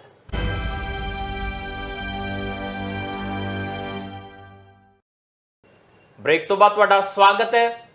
ਪੰਜਾਬ ਦੇ ਵਿੱਚ ਜਿੱਦਣ ਤੋਂ ਇਹ ਚਰਚਾ ਚੱਲੀ ਹੈ ਕਿ ਆਮ ਆਦਮੀ ਪਾਰਟੀ ਤੇ ਕਾਂਗਰਸ ਇੱਕ ਗੱਠਜੋੜ 'ਚ ਆ ਗਏ ਨੇ, ਇੰਡੀਆ ਗੱਠਜੋੜ ਦੇ ਵਿੱਚ, ਤੇ ਫਿਰ ਪੰਜਾਬ ਦੀਆਂ 13 ਸੀਟਾਂ ਦੇ ਵੀ ਵੰਡ ਵਡਈਏ ਹੋਣਗੇ, 6-7 8-5 ਕੁਝ ਵੀ ਹੋ ਸਕਦਾ, ਕਿਸੇ ਨੂੰ ਵੱਧ ਤੇ ਕਿਸੇ ਨੂੰ ਘੱਟ। ਹੁਣ ਉਹ ਵੰਡ ਵੰਡਾਈਏ ਦੀ ਜਦੋਂ ਚਰਚਾ ਚੱਲਦੀ ਹੈ ਤੇ ਫਿਰ ਕਾਂਗਰਸ ਨਿਸ਼ਾਨੇ ਤੇ ਵੀ ਆ ਜਾਂਦੀ, ਆਮ ਆਦਮੀ ਪਾਰਟੀ ਵੀ ਨਿਸ਼ਾਨੇ ਤੇ ਆਉਂਦੀ, ਭਾਜਪਾ ਹੋਵੇ ਚਾਹੇ ਅਕਾਲੀ ਦਲ ਹੋਵੇ। ਅਗਲੇ ਕਹਿੰਦੇ ਫਿਰ ਤੁਸੀਂ ਵਿਰੋਧੀ ਧਿਰ ਤੇ ਸਰਕਾਰ ਕਿਹੜੀ ਆ, ਵੱਖਰਾ ਕੀ ਆ ਤੁਹਾਡੇ 'ਚ, ਵਿਰੋਧੀ ਧਿਰ ਵੀ ਸਰਕਾਰ 'ਚ ਰਲ ਗਈ ਤੇ ਫਿਰ ਬਚਦਾ ਕੀ ਆ, ਲੈ ਲਓ ਮੰਤਰੀ ਮੰਡਲ 'ਚ ਵੀ 1-2 ਥਾਵਾਂ, ਕੀ ਫਰਕ ਪੈਂਦਾ। ਤੇ ਉਹ ਸਭ ਦੇ ਵਿੱਚ ਫਿਰ ਪ੍ਰਤਾਪ ਸਿੰਘ ਬਾਜਵਾ ਹੋਰਾਂ ਨੂੰ ਲੱਗਦਾ ਕਿ ਇਦਾਂ ਤਾਂ ਭਾਈ ਸਿਆਸਤ ਹੀ ਖਤਮ ਹੋ ਜਾਏਗੀ ਸਾਡੀ, ਤੇ ਇੱਥੇ ਤਾਂ ਅਸੀਂ ਸਿਆਸਤ ਕਰਨੀ ਆ, ਹੁਣ ਜਾਣਾ ਕਿਹੜੇ ਪਾਸੇ ਆ। ਤੇ ਲਕੀਰ ਖਿੱਚਦੇ ਆ ਵੀ ਸ਼੍ਰੀਨਿਵਾਸ ਕੱਲ ਪਹੁੰਚੇ ਹੋਏ ਸੀ ਚੰਡੀਗੜ੍ਹ ਦੇ ਵਿੱਚ, ਤਾਜਪੋਸ਼ੀ ਸਮਾਗਮ ਸੀ ਯੂਥ ਕਾਂਗਰਸ ਦੇ ਪ੍ਰਧਾਨ ਮੋਹਿਤ ਮਹਿੰਦਰਾ ਦਾ। ਕੰਨਾਂ 'ਚ ਫੂਕ ਮਾਰ ਕੇ ਨਹੀਂ ਬਲਕਿ ਮੰਚ ਤੋਂ ਖੜ ਕੇ ਕਹਿੰਦੇ ਆ, ਕਹਿ ਦਿਓ ਜਾ ਕੇ ਹਾਈ ਕਮਾਨ ਨੂੰ ਸਾਡੀ ਨਹੀਂ ਨਿਭਣੀ ਇਹਨਾਂ ਦੇ ਨਾਲ, ਇਹ ਤਾਂ ਪੰਜਾਬ ਵਿਰੋਧੀ ਹੈਗੇ ਆ ਤੇ ਇਹਨਾਂ ਦੇ ਨਾਲ ਤਾਂ ਇੱਕ ਕਦਮ ਨਹੀਂ ਤੁਰ ਸਕਦੇ। ਭਾਸਕਰ ਸਾਹਿਬ, ਸ਼ਰਦ ਪਵਾਰ ਦਾ ਉਹਦਾ ਜੱਕੋ ਤੱਕੋ ਵਾਲੀ ਸਥਿਤੀ ਬਣ ਗਈ ਹੈ ਪੰਜਾਬ ਦੇ ਵਿੱਚ, ਦਿੱਲੀ ਦੇ ਵਿੱਚ ਆਮ ਆਦਮੀ ਪਾਰਟੀ ਦੇ ਨਾਲ ਉਂਝ ਬਣਦੀ ਸਰਦੀ ਕਾਂਗਰਸ ਦੀ ਨਜ਼ਰ ਆ ਨਹੀਂ ਰਹੀ, ਤੇ ਫਿਰ ਇੰਡੀਆ ਗੱਠਜੋੜ ਕਰੇਗਾ ਕੀ, ਵਧੇਗਾ ਕਿੱਧਰਲੇ ਪਾਸੇ ਨੂੰ? ਬੜਾ ਮੁਸ਼ਕਿਲ ਹੈ ਇਹਨਾਂ। ਜੇ ਤੁਸੀਂ ਪੰਜਾਬ ਦੇ ਹਾਲਾਤ ਦੀ ਗੱਲ ਕਰਕੇ ਹਟੇ ਹੋ, ਸਾਨੂੰ ਸਾਰਿਆਂ ਨੂੰ ਪਤਾ ਹੈ ਕਿ ਪ੍ਰਤਾਪ ਸਿੰਘ ਬਾਜਵਾ ਨੇ ਬਿਲਕੁਲ ਇੱਕ ਲੜਾਈ ਛੇੜੀ ਹੋਈ ਹੈ ਔਰ ਸਿਰੇ ਤੋਂ ਨਾ ਕੀਤੀ ਹੋਈ ਹੈ ਕਿ ਇਸ ਤਰੀਕੇ ਦਾ ਕੋਈ ਵੀ ਅਲਾਈਅੰਸ ਹੋਏਗਾ ਤੇ ਅਸੀਂ ਉਹਨੂੰ ਐਕਸੈਪਟ ਨਹੀਂ ਕਰਾਂਗੇ। ਔਰ ਪ੍ਰਤਾਪ ਸਿੰਘ ਬਾਜਵਾ ਤੇ 1 ਕਦਮ 2 ਕਦਮ 10 ਕਦਮ ਹੋਰ ਅੱਗੇ ਵੱਧ ਕੇ ਇਹ ਗੱਲ ਕਹਿੰਦੇ ਨੇ ਕਿ ਜੇ ਇੱਦਾਂ ਦਾ ਕੋਈ ਅਲਾਈਅੰਸ ਕਾਂਗਰਸ ਦਾ ਤੇ ਆਮ ਆਦਮੀ ਪਾਰਟੀ ਦਾ ਹੁੰਦਾ ਹੈ ਤੇ ਫਿਰ ਮੈਂ ਆਪਣੀ ਕੁਰਬਾਨੀ ਦੇਣ ਨੂੰ ਤਿਆਰ ਹਾਂ। ਇਹ ਗੱਲ ਉਹਨਾਂ ਨੇ ਚੇਚੇ ਤੌਰ ਤੇ ਕਹੀ ਔਰ ਕੁਰਬਾਨੀ ਦਾ ਮਤਲਬ ਵੀ ਇਹ ਹੁੰਦਾ ਉਹ ਕਾਂਗਰਸ ਛੱਡ ਦੇਣਗੇ। ਹੁਣ ਇਹ ਸਾਰੀ ਗੱਲਾਂ ਦੇ ਵਿੱਚ ਅਗਰ ਕਾਂਗਰਸ ਦੇ ਹਾਲਾਤ ਪੰਜਾਬ ਦੇ ਵਿੱਚ ਦੇਖਿਆ ਜਾਏ, ਪ੍ਰਤਾਪ ਸਿੰਘ ਬਾਜਵਾ, ਰਾਜਾ ਵੜਿੰਗ, ਹੋਰ ਵੀ ਕਈ ਸੀਨੀਅਰ ਆਗੂ ਦਿੱਲੀ ਗਏ ਸੀਗੇ। ਦਿੱਲੀ ਜਾ ਕੇ ਉਹਨਾਂ ਨੇ ਆਮ ਆਦਮੀ ਪਾਰਟੀ ਨੂੰ ਕਿਸੇ ਵੀ ਤਰੀਕੇ ਦੀ ਦਿੱਤੀ ਹੋਈ ਜਾਣ ਵਾਲੀ ਸਪੋਰਟ ਦਾ ਵਿਰੋਧ ਕੀਤਾ ਸੀ ਜੀ, ਔਰ ਇੱਕ ਮੈਸੇਜ ਦਿੱਤਾ ਸੀ ਆਰਡੀਨੈਂਸ ਦੇ ਮੁੱਦੇ ਦੇ ਉੱਤੇ ਵੀ ਆਮ ਆਦਮੀ ਪਾਰਟੀ ਦਾ ਰਾਜ ਸਭਾ ਦੇ ਵਿੱਚ ਕਿਸੇ ਵੀ ਤਰੀਕੇ ਦਾ ਸਮਰਥਨ ਨਾ ਕੀਤਾ ਜਾਏ। ਉਸ ਤੋਂ ਬਾਵਜੂਦ ਵੀ ਰਾਹੁਲ ਗਾਂਧੀ ਜਾਂ ਖੜਗੇ ਸਾਹਿਬ ਦੀ ਟੀਮ ਨੇ ਔਰ ਜਾਂ ਫਿਰ ਲੋਕ ਸਭਾ ਹੋਏ ਜਾਂ ਰਾਜ ਸਭਾ ਹੋਏ, ਉਹਦੇ ਵਿੱਚ ਜਿਸ ਤਰੀਕੇ ਨਾਲ ਉਸ ਆਰਡੀਨੈਂਸ ਦੇ ਬਿੱਲ ਯਾਨੀ ਦਿੱਲੀ ਸਰਵਿਸਿਜ਼ ਬਿੱਲ ਦਾ ਵਿਰੋਧ ਕੀਤਾ, ਉਹ ਆਪਣੇ ਆਪ ਵਿੱਚ ਆਪਣਾ ਸਟੈਂਡ ਕਲੀਅਰ, ਕਿਉਂਕਿ ਕਾਂਗਰਸ ਇਸ ਇੰਡੀਆ ਦੇ ਅਲਾਈਅੰਸ ਨੂੰ ਅੱਗੇ ਵਧਾਉਣਾ ਚਾਹੁੰਦੀ ਹੈ ਔਰ ਕਾਂਗਰਸ ਔਰ तमाम 26 ਪਾਰਟੀਆਂ ਨੂੰ ਇਹ ਗੱਲ ਵਧੀਆ ਤਰੀਕੇ ਨਾਲ ਪਤਾ ਹੈ ਕਿ ਜੇ ਆਪਾਂ ਹੁਣ ਇਕੱਠੇ ਨਾ ਹੋਈਏ ਤੇ ਫਿਰ ਬਾਅਦ ਚੋਂ ਇਕੱਠੇ ਹੋਣ ਜੋਗਾ ਵੀ ਨਹੀਂ ਰਹਿਣਗੇ। ਕਾਰਨ ਕਿ ਤੀਜੀ ਵਾਰ ਵੀ ਅਗਰ ਨਰਿੰਦਰ ਮੋਦੀ ਉਹਨਾਂ ਪ੍ਰਧਾਨ ਮੰਤਰੀ ਬਣਦੇ ਨੇ ਔਰ ਵੱਡੇ ਮੈਂਡੇਟ ਤੋਂ ਬੰਦੇ ਨੇ ਤੇ ਫਿਰ ਉਹਨਾਂ ਦੀ ਤੇ ਹੋਂਦ ਹੀ ਖਤਮ ਹੋ ਜਾਏਗੀ। ਅਸੀਂ ਪਹਿਲੇ ਵੀ ਆਪਣੇ ਪ੍ਰੋਗਰਾਮ ਦੇ ਵਿੱਚ ਕਹਿ ਚੁੱਕੇ ਹਾਂ, ਲੜਾਈ ਰਿਵਾਈਵਲ ਦੀ ਨਹੀਂ, ਇਹ ਲੜਾਈ ਸਰਵਾਈਵਲ ਦੀ ਹੈ ਔਰ ਸਰਵਾਈਵਲ ਹੋਏਗਾ ਤਾਂ ਹੀ ਰਿਵਾਈਵਲ ਹੋ ਸਕਦਾ ਹੈ। ਇੱਦਾਂ ਦੇ ਹਾਲਾਤ ਵਿੱਚ ਪ੍ਰਤਾਪ ਸਿੰਘ ਬਾਜਵਾ ਉਹਨਾਂ ਦਾ ਇੰਨਾ ਅੱਗੇ ਚਲੇ ਜਾਣਾ ਔਰ ਇੱਥੇ ਤੱਕ ਵੀ ਕਹਿ ਦੇਣਾ, ਕੱਲ ਬਿਲਕੁਲ ਠੀਕ ਕਿਹਾ ਤੁਸੀਂ, ਮੋਹਿਤ ਮਹਿੰਦਰਾ ਜਿਹੜੇ ਨਵੇਂ ਪੰਜਾਬ ਯੂਥ ਕਾਂਗਰਸ ਦੇ ਪ੍ਰਧਾਨ ਬਣੇ ਨੇ, ਉੱਥੇ ਸ਼੍ਰੀਨਿਵਾਸਨ ਬੈਠੇ ਹੋਏ ਸੀ ਔਰ ਉਹਨਾਂ ਨੇ ਉਹਨਾਂ ਦੀ ਤਰਫ ਦੇਖਦੇ ਹੋਏ ਇਹ ਗੱਲ ਕਹੀ ਆਪਣੇ ਭਾਸ਼ਣ ਦੇ ਵਿੱਚ ਕਿ ਕਹਿ ਦੇਣਾ ਉਹ ਦਿੱਲੀ ਵਾਲਿਆਂ ਨੂੰ। ਔਰ ਇਹ ਇੱਕ ਤਰੀਕੇ ਨਾਲ ਜਿੱਦਾਂ ਕੋਈ ਮੀਆਂ ਬੀਬੀ ਦੀ ਲੜਾਈ ਨਹੀਂ ਹੁੰਦੀ ਤੇ ਬੱਚੇ ਦੀ ਤਰਫ ਦੇਖ ਕੇ ਕਹਿੰਦੇ ਨੇ ਕਿ ਮੰਮੀ ਨੂੰ ਕਹਿ ਦੇਈ ਮੈਂ ਅੱਜ ਰੋਟੀ ਨਹੀਂ ਖਾਣੀ, ਮੰਮੀ ਨੂੰ ਕਹਿ ਦੇਈ ਮੈਂ ਆਊਂਗਾ ਨਹੀਂ, ਉੱਦਾਂ ਦਾ ਮੈਸੇਜ ਹੁਣ ਬਾਜਵਾ ਸਾਹਿਬ ਸ਼੍ਰੀਨਿਵਾਸਨ ਉਹਨਾਂ ਨੂੰ ਕੁਝ ਕਹਿਣ ਦੀ ਕੋਸ਼ਿਸ਼ ਕਰ ਰਹੇ ਸੀ। ਔਰ ਇਸ ਤੋਂ ਪਹਿਲੇ ਅਗਰ ਤੁਸੀਂ ਵੱਡੇ ਕਾਂਗਰਸੀਆਂ ਦੀ ਗੱਲ ਕਰੀਏ ਪੰਜਾਬ ਦੇ ਵਿੱਚ ਤੇ ਉਹਨਾਂ ਦਾ ਸਟੈਂਡ ਇਸ ਅਲਾਈਅੰਸ ਨੂੰ ਲੈ ਕੇ ਡਿਫਰੈਂਟ ਹੈਗਾ। ਨਵਜੋਤ ਸਿੰਘ ਸਿੱਧੂ ਵੱਡੇ ਲੀਡਰਾਂ ਦੇ ਵਜੋਂ ਉਹਨਾਂ ਦਾ ਨਾਮ ਵੱਜਦਾ ਹੈ। ਉਹਨਾਂ ਨੇ ਇਸ ਅਲਾਈਅੰਸ ਦੀ ਇੱਕ ਤਰੀਕੇ ਨਾਲ ਸਮਰਥਨ ਕੀਤਾ ਸੀਗਾ ਜਦ ਲੁਧਿਆਣੇ ਦੇ ਵਿੱਚ ਮੌਨ ਵਰਤ ਰੱਖਿਆ ਗਿਆ ਸੀ ਮਨੀਪੁਰ ਦੇ ਮੁੱਦੇ ਦੇ ਉੱਤੇ। ਉਹਨਾਂ ਨੇ ਉਸ ਮੌਨ ਵਰਤ ਵਾਲੇ ਦਿਨ ਇਹ ਗੱਲ ਕਹਿ ਦਿੱਤੀ ਸੀਗੀ ਕਿ ਇਹ ਅਲਾਈਅੰਸ ਹੋਣਾ ਚਾਹੀਦਾ ਹੈ ਦੇਸ਼ ਦੇ ਵਾਸਤੇ, ਡੈਮੋਕ੍ਰੇਸੀ ਨੂੰ ਬਚਾਉਣ ਵਾਸਤੇ, ਲੋਕਤੰਤਰ ਨੂੰ ਬਚਾਉਣ ਵਾਸਤੇ। ਅਗਰ ਕਿਸੇ ਵੀ ਤਰੀਕੇ ਦਾ ਸਮਝੌਤਾ ਕੰਪਰੋਮਾਈਜ਼ ਕਰਨਾ ਪੈਂਦਾ ਹੈ ਤੇ ਉਹ ਕਰਨਾ ਚਾਹੀਦਾ ਹੈ। ਪਰ ਬਾਜਵਾ ਸਾਹਿਬ ਨੇ ਆਪਣਾ ਰਾਗ ਚੇਂਜ ਨਹੀਂ ਕੀਤਾ। ਰਾਜਾ ਵੜਿੰਗ ਉਹਨਾਂ ਨੇ ਆਪਣੀ ਆਵਾਜ਼ ਇਸ ਅਲਾਈਅੰਸ ਦੇ ਵਿਰੋਧ ਦੇ ਵਿੱਚ ਥੋੜੀ ਜਿਹੀ ਧੀਮੀ ਕਰ ਲਈ ਹੈ। ਸੁਖਜਿੰਦਰ ਸਿੰਘ ਰੰਧਾਵਾ ਜਾਖੜ ਸਾਹਿਬ ਦੇ ਉੱਤੇ ਤੇ ਪੈ ਜਾਂਦੇ ਨੇ ਪਰ ਇਸ ਮੁੱਦੇ ਦੇ ਉੱਤੇ ਬਹੁਤਾ ਅੱਗੇ ਬੋਲਦੇ ਹੋਏ ਨਹੀਂ ਨਜ਼ਰ ਆਉਂਦੇ। ਪਰ ਵੱਡੀ ਗੱਲ ਤੇ ਇਹ ਹੈ ਨਾ ਭਾਸਕਰ ਸਾਹਿਬ, ਠੀਕ ਆ ਹੁਣ ਬਾਜਵਾ ਹੋਰੀ ਕਹਿੰਦੇ ਨਹੀਂ ਅਸੀਂ ਨਹੀਂ ਮੰਨਦੇ, ਠੀਕ ਹੈ ਜੀ, ਤੁਹਾਡਾ ਆਪਣਾ ਸਟੈਂਡ ਆ, ਉਹ ਆਪਣੀ ਵੀ ਪੋਲਿਟਿਕਸ ਦੇਖਦੇ ਆ। ਇਹ ਵੀ ਆਪਾਂ ਸਾਰੇ ਜਣੇ ਜਾਣਦੇ ਆ ਕਿ ਜੇ ਇੰਜ ਕਾਂਗਰਸ ਆਮ ਆਦਮੀ ਪਾਰਟੀ ਨਾਲ ਤੁਰਦੀ ਆ ਤੇ ਇਹਦੇ 'ਚ ਵੀ ਕੋਈ ਸ਼ੱਕ ਨਹੀਂ ਆ ਖਾਧੀ ਜਾਣੀ ਆ ਕਾਂਗਰਸ। ਪੰਜਾਬ 'ਚ ਕਿੰਨੀ ਕੁ ਬਚਦੀ ਆ ਕੋਈ ਗਰੰਟੀ ਨਹੀਂ ਆ ਉਹਦੀ, ਉਹਦੇ ਤੋਂ ਬਾਅਦ ਕਿ ਉਹ ਸ਼ਿਫਟ ਹੋ ਜਾਏਗਾ ਸਾਰਾ ਕੁਝ ਉਧਰਲੇ ਪਾਸੇ ਤੇ ਉਹ ਲੜਾਈ ਲੜ ਸਕਦੇ ਆ। ਪਰ ਜਿੱਦਾਂ ਦੀਆਂ ਸਥਿਤੀਆਂ ਆ, ਜਿੱਦਾਂ ਰਾਹੁਲ ਗਾਂਧੀ ਹੋਰੀ ਜਾਂ ਬਾਕੀ ਪਾਰਟੀਆਂ, ਮਲਕਾਰਜੁਨ ਖੜਗੇ ਜਾਂ ਨੈਸ਼ਨਲ ਲੈਵਲ ਤੇ ਜਦੋਂ ਲੀਡਰ ਜਾ ਕੇ ਉੱਥੇ ਮਿਲਦੇ ਆ, ਉੱਥੇ ਪ੍ਰਤਾਪ ਸਿੰਘ ਬਾਜਵਾ ਦੀ ਜਿੱਦਾਂ ਗੱਲ ਭਗਵੰਤ ਮਾਨ ਨੇ ਕਹਿ ਦਿੱਤੀ ਸੀ ਕਿ ਮੇਲੇ 'ਚ ਅਮਰੂਦਾਂ ਨੂੰ ਕੌਣ ਪੁੱਛਦਾ ਆ, ਉੱਥੇ ਫਿਰ ਜੇ ਕੋਈ ਫੈਸਲਾ ਲੈ ਲੈਂਦੇ ਜੀ ਇੰਨੀਆਂ ਸੀਟਾਂ ਆਪਾਂ ਵੰਡ ਲੈਂਦੀਆਂ ਤੇ ਪ੍ਰਤਾਪ ਸਿੰਘ ਬਾਜਵਾ ਕਹਿੰਦੇ ਕੁਰਬਾਨੀ ਦੇ ਦਾਂਗੇ। ਫਿਰ ਕੁਰਬਾਨੀ ਜਿਹੜੀ ਮਰਜ਼ੀ ਦੇਣ ਪਰ ਉਹਨਾਂ ਹਾਲਾਤਾਂ ਦੇ ਵਿੱਚ ਸਵਾਲ ਤਾਂ ਇਹ ਵੀ ਰਹੇਗਾ ਤੇ ਕਾਂਗਰਸ ਬਚਦੀ ਤਾਂ ਫਿਰ ਵੀ ਨਹੀਂ ਹੈ ਜੇ ਕੁਰਬਾਨੀ ਦਿੰਦੇ ਅਗਲੇ ਕਹਿੰਦੇ ਚੰਗਾ ਸੀ ਚੱਲੇ ਝੋਲੀ ਬਿਸਤਰਾ ਚੁੱਕ ਕੇ, ਤੇ ਕਾਂਗਰਸ ਦੇ ਵਿੱਚ ਫਿਰ ਵੀ ਕੱਖ ਨਹੀਂ ਬਚਣਾ। ਦੇਖੋ ਰਾਜਨੀਤੀ ਕਈ ਤਰੀਕੇ ਦੀ ਹੁੰਦੀ ਹੈ। ਪ੍ਰਤਾਪ ਸਿੰਘ ਬਾਜਵਾ ਉਹਨਾਂ ਇੰਨਾ ਵਿਰੋਧ ਕਿਉਂ ਕਰ ਰਹੇ ਨੇ? ਹਾਲਾਂਕਿ ਉਹਨਾਂ ਦਾ ਰੀਜ਼ਨ ਹੈ, ਸਮਝ ਆਉਂਦਾ ਹੈ ਕਿ ਕਾਂਗਰਸ ਵਾਕਈ ਇੱਕ ਹਾਸ਼ੀਆ ਤੇ ਚਲੀ ਗਈ ਸੀ ਔਰ ਇਸ ਤਰ੍ਹਾਂ ਦਾ ਫਾਰਮੂਲਾ, ਇਸ ਤਰ੍ਹਾਂ ਦੀ ਸਟ੍ਰੈਟਜੀ ਕਾਂਗਰਸ ਨੇ ਕਿਸੇ ਵੀ ਸੂਬੇ ਤੱਕ ਅੱਜ ਤੱਕ ਅਪਣਾਈ ਹੈ। ਉੱਤਰ ਪ੍ਰਦੇਸ਼ ਦੇ ਵਿੱਚ ਤੂਤੀ ਬੋਲਦੀ ਹੁੰਦੀ ਸੀ ਕਾਂਗਰਸ ਦੀ। ਕਾਂਗਰਸ ਤੋਂ ਇਲਾਵਾ ਕੋਈ ਮੁੱਖ ਮੰਤਰੀ ਉੱਤਰ ਪ੍ਰਦੇਸ਼ ਦੇ ਵਿੱਚ ਬਣੇਗਾ ਇਹ ਸੋਚਿਆ ਵੀ ਨਹੀਂ ਜਾ ਸਕਦਾ ਸੀ। ਉਹ ਵੀ ਖਾਸ ਕਰਕੇ ਤਦ ਜਦ ਉੱਥੇ ਬਹੁਤ ਸਾਰੀ ਕਨਸਟੀਚੁਐਂਸੀਜ਼ ਦੇ ਵਿੱਚ ਮੁਸਲਿਮ ਵੋਟਰਸ ਦਾ ਬਹੁਤ ਵੱਡਾ ਪ੍ਰਭਾਵ ਹੈ ਔਰ ਇਹ ਗੱਲ ਕਹੀ ਜਾਂਦੀ ਸੀ ਕਿ ਬਿਨਾਂ ਮੁਸਲਮਾਨਾਂ ਦੀ ਵੋਟ ਤੋਂ ਉਹ ਸੀਟ, ਉਹ ਕਨਸਟੀਚੁਐਂਸੀ ਜਿੱਤੀ ਨਹੀਂ ਜਾ ਸਕਦੀ। ਇਸ ਮਿਥ ਨੂੰ ਭਾਜਪਾ ਨੇ ਤੋੜਿਆ ਕਿੱਦਾਂ ਇਹ ਗੱਲ ਸਮਝ ਤੋਂ ਬਾਹਰ ਤੇ ਹੈਗੀ ਹੈ। ਪਰ ਭਾਜਪਾ ਦਾ ਕਲੇਮ ਇਹ ਹੀ ਹੈ ਕਿ ਟ੍ਰਿਪਲ ਤਲਾਕ ਦੇ ਮੁੱਦੇ ਦੇ ਉੱਤੇ ਔਰ ਉਹ ਤਮਾਮ ਮੁਸਲਮਾਨਾਂ ਦੇ ਮੁੱਦੇ ਦੇ ਉੱਤੇ ਮੁਸਲਿਮ ਵਿਮਨ ਨੇ ਉਹਨਾਂ ਨੂੰ ਸਪੋਰਟ ਕੀਤੀ, ਇਸ ਕਰਕੇ ਉਹਨਾਂ ਨੇ ਇਹ ਸੀਟਾਂ ਜਿੱਤੀ। ਜਿੱਤਣ ਦੇ ਕਈ ਤਰੀਕੇ ਹੁੰਦੇ ਆ, ਕੁਝ ਗੈਰ ਤਰੀਕੇ ਨਾਲ ਵੀ ਜਿੱਤੇ ਜਾ ਸਕਦੇ ਨੇ ਪਰ ਆਪਾਂ ਉਹਨਾਂ ਚੱਕਰਾਂ 'ਚ ਨਹੀਂ ਪੈਂਦੇ। ਅਸੀਂ ਇਹ ਮੰਨ ਕੇ ਚੱਲਦੇ ਹਾਂ ਕਿ ਵਾਕਈ ਜਿਹੜੀ ਭਾਜਪਾ ਕਹਿ ਰਹੀ ਹੈ ਜਾਂ ਉਹ ਜਿੱਤ ਜਿਹੜੇ ਦਰਸਾ ਰਹੀ ਹੈ। ਪਰ ਗੱਲ ਆਪਾਂ ਸ਼ੁਰੂ ਕੀਤੀ ਸੀਗੀ ਕਿ ਜਿੱਥੇ ਕਾਂਗਰਸ ਕਦੀ ਮਜ਼ਬੂਤ ਹੁੰਦੀ ਸੀ ਔਰ ਰੀਜਨਲ ਪਾਰਟੀਆਂ ਜਾਂ ਦੂਜੀ ਪਾਰਟੀਆਂ ਦੇ ਨਾਲ ਮਿਲ ਕੇ ਇਲੈਕਸ਼ਨ ਲੜਿਆ। ਹੁਣ ਤੁਸੀਂ ਦੱਸੋ, ਵੈਸਟ ਬੰਗਾਲ ਤੋਂ ਸ਼ੁਰੂ ਹੋ ਜਾਓ ਜੀ। ਤ੍ਰਿਣਮੂਲ ਕਾਂਗਰਸ ਕੌਣ ਹੈ? ਮਮਤਾ ਬੈਨਰਜੀ। ਉਹ ਕੌਣ ਸੀਗੀ? ਕਾਂਗਰਸ ਦੀ ਲੀਡਰ। ਆਂਧਰਾ ਪ੍ਰਦੇਸ਼ ਦੇ ਵਿੱਚ ਜਗਨ ਮੋਹਨ ਰੈਡੀ ਕੌਣ ਸੀਗੇ? ਵਾਈਐਸਆਰ ਦੇ ਬੇਟੇ। ਵਾਈਐਸਆਰ ਕੌਣ ਸੀ? ਕਾਂਗਰਸ ਤੋਂ ਨਿਕਲੇ ਆ। ਸ਼ਰਦ ਪਵਾਰ, ਤਾਰਿਕ ਅਨਵਰ ਜਿਹੜੇ ਹੁਣ ਵਾਪਸ ਆ ਗਏ ਨੇ। ਉਸ ਤੋਂ ਇਲਾਵਾ ਤਮਾਮ ਉਹ ਲੀਡਰ ਜਿਹੜੇ ਕਾਂਗਰਸ ਨੂੰ ਛੱਡ ਕੇ ਗਏ ਸੀ ਔਰ ਅੱਜ ਕਾਂਗਰਸ ਦੇ ਨਾਲ ਬਰਾਬਰ ਬਹਿ ਕੇ ਉਹ ਅਲਾਈਅੰਸ ਦੀ ਗੱਲਾਂ ਕਰ ਰਹੇ ਨੇ। ਇੱਦਾਂ ਦੇ ਹਾਲਾਤ ਪੰਜਾਬ ਦੇ ਵਿੱਚ ਵੀ ਪੈਦਾ ਹੋ ਸਕਦੇ ਨੇ। ਔਰ ਬਾਜਵਾ ਸਾਹਿਬ ਦਾ ਇਤਰਾਜ਼ ਗਲਤ ਨਹੀਂ ਹੈ ਜੀ, ਅਸੀਂ ਬਾਜਵਾ ਸਾਹਿਬ ਨੂੰ ਕਿਸੇ ਵੀ ਤਰੀਕੇ ਨਾਲ ਗਲਤ ਨਹੀਂ ਕਹਿੰਦੇ। ਪਰ ਮਜਬੂਰੀ ਜਦ ਵੱਡੀ ਹੋਏ, ਮਜਬੂਰੀ ਪੂਰੇ ਦੇਸ਼ ਦੀ ਹੋਏ, ਸਵਾਲ ਇਤਰਾਜ਼ ਦਾ ਨਹੀਂ ਹੈ। ਪੰਜਾਬ ਜਿਹੜਾ ਸੂਬਾ ਤੋਂ ਸੂਬੀ ਬਣ ਚੁੱਕਿਆ ਹੈ ਉਹਦੀ ਪਰਵਾਹ ਬਹੁਤੀ ਪੋਲੀਟੀਸ਼ੀਅਨ, ਹੁਣ ਬੀਜੇਪੀ ਕਈ ਵਾਰ ਇਹ ਮੈਸੇਜ ਆਉਂਦਾ ਹੈ ਕਿ ਉਹ ਪੰਜਾਬ ਦੀ ਬਹੁਤੀ ਪਰਵਾਹ ਨਹੀਂ ਕਰਦੇ। ਪਰ 13 ਸੀਟਾਂ ਤਾਂ ਹੈਗੀ ਹੈ ਨਾ ਪੰਜਾਬ ਦੀ। ਔਰ ਜਦ ਇੱਕ ਸੀਟ ਕੀਮਤੀ ਹੋਏ ਔਰ 13 ਦੇ ਵਿੱਚੋਂ ਸਿਰਫ 3 ਸੀਟਾਂ ਦੇ ਉੱਤੇ ਭਾਜਪਾ ਅੱਜ ਤੱਕ ਲੜਦੀ ਰਹੀ ਹੈ।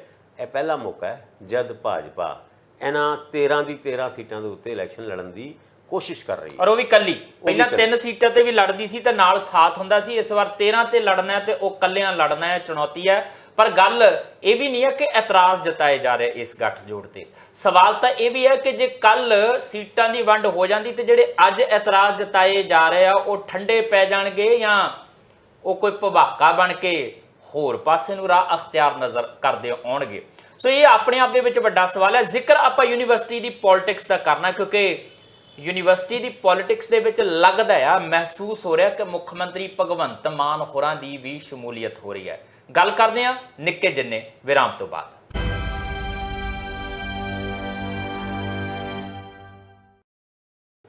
ਬ੍ਰੇਕ ਤੋਂ ਬਾਅਦ ਤੁਹਾਡਾ ਸਵਾਗਤ ਹੈ। ਪੰਜਾਬ ਯੂਨੀਵਰਸਿਟੀ ਚੰਡੀਗੜ੍ਹ, ਕਦੇ ਕਦੇ ਰੌਲੇ ਹੋਰ ਵੀ ਪੈਂਦੇ ਆ ਇਸ ਯੂਨੀਵਰਸਿਟੀ ਨੂੰ ਲੈ ਕੇ। ਪੰਜਾਬ ਦਾ ਦਾਵਾ, ਹਰਿਆਣਾ ਕਹਿੰਦਾ ਸਾਨੂੰ ਫਿਰ ਐਫੀਲੀਏਸ਼ਨ ਚਾਹੀਦੀ ਹੈ ਵਿੱਚ, ਉਹ ਕਹਿੰਦੇ ਕਰ ਦਿੰਦੇ ਆ, ਉਹ ਕਹਿੰਦੇ ਨਹੀਂ ਕਰਨਾ। ਯੂਨੀਵਰਸਿਟੀ ਕਹਿੰਦੀ ਸਾਨੂੰ ਫੰਡ ਨਹੀਂ ਆਉਂਦੇ ਪੂਰੇ, ਗਵਰਨਰ ਸਾਹਿਬ ਕਹਿੰਦੇ ਜੀ ਇਹ ਠੀਕ ਤਰੀਕੇ ਨਾਲ ਚੱਲ ਨਹੀਂ ਪਾਉਣਗੀਆਂ। ਪਰ ਇਸ ਸਮੇਂ ਯੂਨੀਵਰਸਿਟੀ ਨੂੰ ਲੈ ਕੇ ਜਿਹੜੀ ਰਵਾਇਤੀ ਪੋਲਿਟਿਕਸ ਨਹੀਂ ਚੱਲਦੀ ਪਈ, ਯੂਨੀਵਰਸਿਟੀ ਦੇ ਅੰਦਰ ਦੀ ਵਿਦਿਆਰਥੀ ਸਿਆਸਤ ਜਿਹੜੀ ਹੈ ਉਹ ਉਸਲਵਾਟੇ ਲੈ ਰਹੀ ਹੈ, ਕਿਉਂਕਿ ਚੋਣਾਂ ਹੋਣੀਆਂ ਨੇ ਉੱਥੇ ਯੂਨੀਵਰਸਿਟੀ ਦੇ ਅੰਦਰ ਵਿਦਿਆਰਥੀਆਂ ਦੀਆਂ, ਤੇ ਵਿਦਿਆਰਥੀਆਂ ਦੀਆਂ ਚੋਣਾਂ ਨੂੰ ਲੈ ਕੇ ਹਰ ਪਾਰਟੀ ਦੇ, ਕਿਉਂਕਿ ਵਿਦਿਆਰਥੀ ਵਿੰਗ ਕਿਸੇ ਨਾ ਕਿਸੇ ਪਾਰਟੀ ਨਾਲ ਤਾਂ ਜੁੜੇ ਹੁੰਦੇ ਆ। ਸੋਈ ਕਿਹਦੇ ਨਾਲ ਜੁੜਿਆ ਹੋਇਆ, NSUI ਕਿਹਦੇ ਨਾਲ ਜੁੜਿਆ ਹੋਇਆ, ਜਾਂ ਫਿਰ CYSS ਕਿਹਦੇ ਨਾਲ ਜੁੜਿਆ ਹੋਇਆ, ਦੱਸਣ ਦੀ ਲੋੜ ਨਹੀਂ ਆ, ਤੁਹਾਨੂੰ ਪਤਾ ਆ। ਔਰ CYSS ਇਸ ਵੇਲੇ ਕਾਬਜ਼ ਹੈਗੀ ਹੈ ਯੂਨੀਵਰਸਿਟੀ ਦੇ ਉੱਤੇ, ਤੇ ਜਥੇਬੰਦੀ ਕਿਹਦੀ ਹੈ? ਆਮ ਆਦਮੀ ਪਾਰਟੀ ਦੀ। ਆਮ ਆਦਮੀ ਪਾਰਟੀ ਇਸ ਵਾਰ ਫਿਰ ਚੋਣਾਂ ਦੇ ਵਿੱਚ ਜਿਹੜਾ ਆ ਉਹ ਪਰਚਮ ਲਹਿਰਾਉਣਾ ਚਾਹੁੰਦੀ ਹੈ। ਮਾਹੌਲ ਇਹਦਾ ਕਰਕੇ ਤੱਤਾ ਵੀ ਬਣਿਆ ਹੋਇਆ ਯੂਨੀਵਰਸਿਟੀ ਦਾ।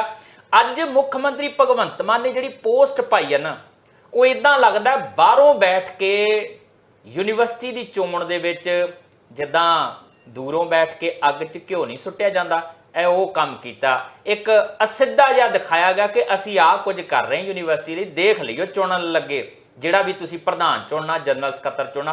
ਹੁਣ ਪੋਸਟ ਕੀ ਪਾਈ, ਕਹਿੰਦੇ ਪੰਜਾਬ ਯੂਨੀਵਰਸਿਟੀ ਚੰਡੀਗੜ੍ਹ ਲਈ ਅਸੀਂ ਲਗਾਤਾਰ ਕੰਮ ਕਰ ਰਹੇ ਹਾਂ।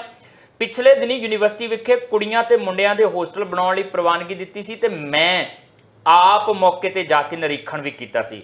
ਹੁਣ ਮੈਂ ਕੁੜੀਆਂ ਦੇ ਹੋਸਟਲ ਲਈ 23 ਕਰੋੜ ਰੁਪਏ ਤੇ ਮੁੰਡਿਆਂ ਦੇ ਹੋਸਟਲ ਲਈ 25.91 ਕਰੋੜ ਰੁਪਏ ਜਾਰੀ ਕਰ ਦਿੱਤੇ ਆ। ਯੂਨੀਵਰਸਿਟੀ ਵਿਖੇ ਸ਼ਾਨਦਾਰ ਹੋਸਟਲ ਬਣਾਵਾਂਗੇ। ਪੰਜਾਬ ਯੂਨੀਵਰਸਿਟੀ ਚੰਡੀਗੜ੍ਹ ਸਾਡੀ ਵਿਰਾਸਤ ਹੈ, ਜਿਸ ਦੀ ਰਾਖੀ ਲਈ ਅਸੀਂ ਵਚਨਬੱਧ ਹਾਂ। ਦੋ ਕੁ ਵਾਰੀ ਤਾਂ ਮੈਂ ਜਿਸ ਤਰੀਕੇ ਨਾਲ ਮੁੱਖ ਮੰਤਰੀ ਭਗਵੰਤ ਮਾਨ ਹੋਰਾਂ ਨੇ ਕੀਤੀ ਹੈ, ਘੱਟੋ ਘੱਟ ਉਹਨਾਂ ਨੇ ਇਹ ਗੱਲ ਦੱਸ ਦਿੱਤੀ ਆ ਉੱਥੇ ਕਿ ਚੁਣਨ ਲੱਗੇ ਦੇਖਿਓ ਅਸੀਂ ਇੰਨੇ ਪੈਸੇ ਹੋਸਟਲ ਬਣਾਉਣ ਲਈ, ਆ ਕਰਨ ਲਈ ਦੇ ਰਹੇ ਹਾਂ। ਜਦ ਤੁਸੀਂ 2 ਵਾਰ 3 ਵਾਰ 4 ਵਾਰ ਮੈਂ ਕਹਿੰਦੇ ਹੋ ਨਾ, ਔਰ ਮੈਂ ਕਹਿਣ ਦਾ ਤਰੀਕਾ ਜਿਹੜਾ ਤੁਹਾਡਾ ਵੀ ਸੀ ਜੀ, ਉਹ ਭਗਵੰਤ ਮਾਨ ਉਹਨਾਂ ਦੇ ਟਵੀਟ ਪਾਇਆ ਲਿਖ ਕੇ, ਪਰ ਤੁਸੀਂ ਜਿਸ ਤਰੀਕੇ ਨਾਲ ਇੱਕ ਬ੍ਰੇਕ ਜੀ ਹਲਕੀ ਜੀ ਲਾਈ ਮੈਂ ਤੇ, ਉਹ ਆਪਣੇ ਆਪ ਵਿੱਚ ਇੰਡੀਕੇਸ਼ਨ ਹੁੰਦੀ ਹੈ ਵੀ ਚਾਹੁੰਦੇ ਕੀ ਹੈ ਭਗਵੰਤ ਮਾਨ ਉਹਨਾਂ।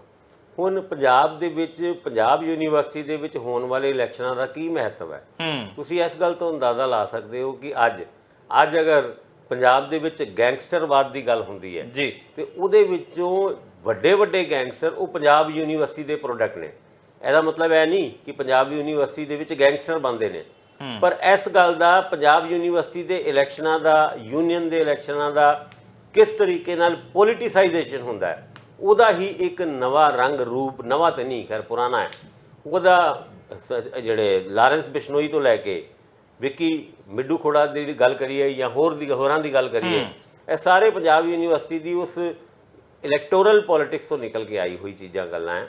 ਮੈਨੂੰ ਇਹ ਲੱਗਦਾ ਹੈ ਕਿ ਵੀ ਸਟੂਡੈਂਟਸ ਦੀ ਯੂਨੀਅਨ ਨੂੰ ਪੋਲੀਟੀਕਲ ਤਰੀਕੇ ਨਾਲ ਦੇਖਣਾ, ਇਹਦੇ ਰਾਹੀਂ ਆਪਣੇ ਆਪ ਨੂੰ ਮਜ਼ਬੂਤ ਕਰਨ ਦੀ ਇੱਕ ਕੋਸ਼ਿਸ਼ ਤੇ ਹੁੰਦੀ ਹੈ। ਪੰਜਾਬ ਦੇ ਵਿੱਚ, ਹਰਿਆਣੇ ਦੇ ਵਿੱਚ ਬਹੁਤ ਟਾਈਮ ਤੋਂ ਸਟੂਡੈਂਟਸ ਯੂਨੀਅਨ ਯਾਨੀ ਯੂਨੀਵਰਸਿਟੀਆਂ ਦੇ ਸਟੂਡੈਂਟਸ ਯੂਨੀਅਨ ਦੇ ਇਲੈਕਸ਼ਨ ਨਹੀਂ ਹੋਏ ਜੀ, ਔਰ ਇਸ ਮੁੱਦੇ ਦੇ ਉੱਤੇ ਵੱਖ-ਵੱਖ ਟਾਈਮ ਡਿਬੇਟ ਵੀ ਹੋਈ ਹੈ ਵੀ ਕਿਉਂ ਨਹੀਂ। ਹੁਣ NSUI, ABVP, ਦਿੱਲੀ ਯੂਨੀਵਰਸਿਟੀ ਤੋਂ ਲੈ ਕੇ ਉਹ तमाम ਯੂਨੀਵਰਸਿਟੀ ਦੇ ਵਿੱਚ ਇੱਕ ਦੂਜੇ ਨਾਲ ਲੜਦੇ ਨਜ਼ਰ ਆਉਂਦੇ ਨੇ। ਕਨਈਆ ਕੁਮਾਰ ਉੱਥੋਂ ਨਿਕਲਦਾ।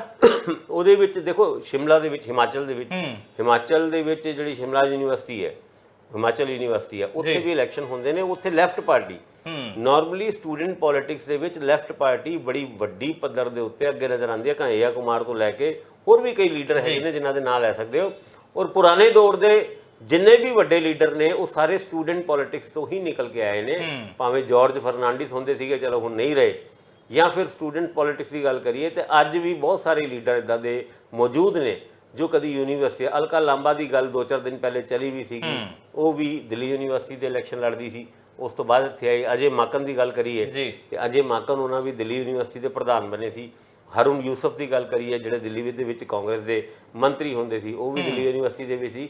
ਯਾਨੀ ਪੋਜ਼ਿਟਿਵ ਸਾਈਡ ਵੀ ਹੈ ਔਰ ਨੈਗੇਟਿਵ ਸਾਈਡ ਵੀ ਹੈ ਇਸ ਸਟੂਡੈਂਟ ਪੋਲਿਟਿਕਸ ਦੀ। ਪਰ ਨਾਰਮਲੀ ਤੁਸੀਂ ਭਾਵੇਂ ਨੈਟਫਲਿਕਸ ਤੇ ਜਾਂ ਕਿਸੇ ਵੀ ਜਗ੍ਹਾ ਤੇ ਕੋਈ ਸੀਰੀਅਲ ਦੇਖਦੇ ਹੋ, ਤੁਸੀਂ ਉਹਦੇ ਵਿੱਚ ਹਮੇਸ਼ਾ ਇੱਕੋ ਗੱਲ ਇੰਡੀਕੇਟ ਕਰਨ ਦੀ ਕੋਸ਼ਿਸ਼ ਕੀਤੀ ਜਾਂਦੀ ਹੈ ਕਿ ਸਟੂਡੈਂਟਸ ਪੋਲਿਟਿਕਸ ਨੂੰ ਕਿਸ ਤਰੀਕੇ ਨਾਲ ਪੋਲਿਟਿਕਸ ਮੇਨਸਟ੍ਰੀਮ ਦੀ ਪੋਲਿਟਿਕਸ ਕਰਦੀ ਹੈ, ਮੇਨਸਟ੍ਰੀਮ ਦੀ ਪੋਲਿਟਿਕਸ ਦੀ ਇਨਫਲੂਐਂਸ ਕਰਦੀ ਹੈ, ਔਰ ਬਤੌਰ ਹੈਂਚਮੈਨ ਇਹਨਾਂ ਸਟੂਡੈਂਟ ਲੀਡਰਸ ਨੂੰ ਯੂਜ਼ ਕੀਤਾ ਜਾਂਦਾ ਹੈ।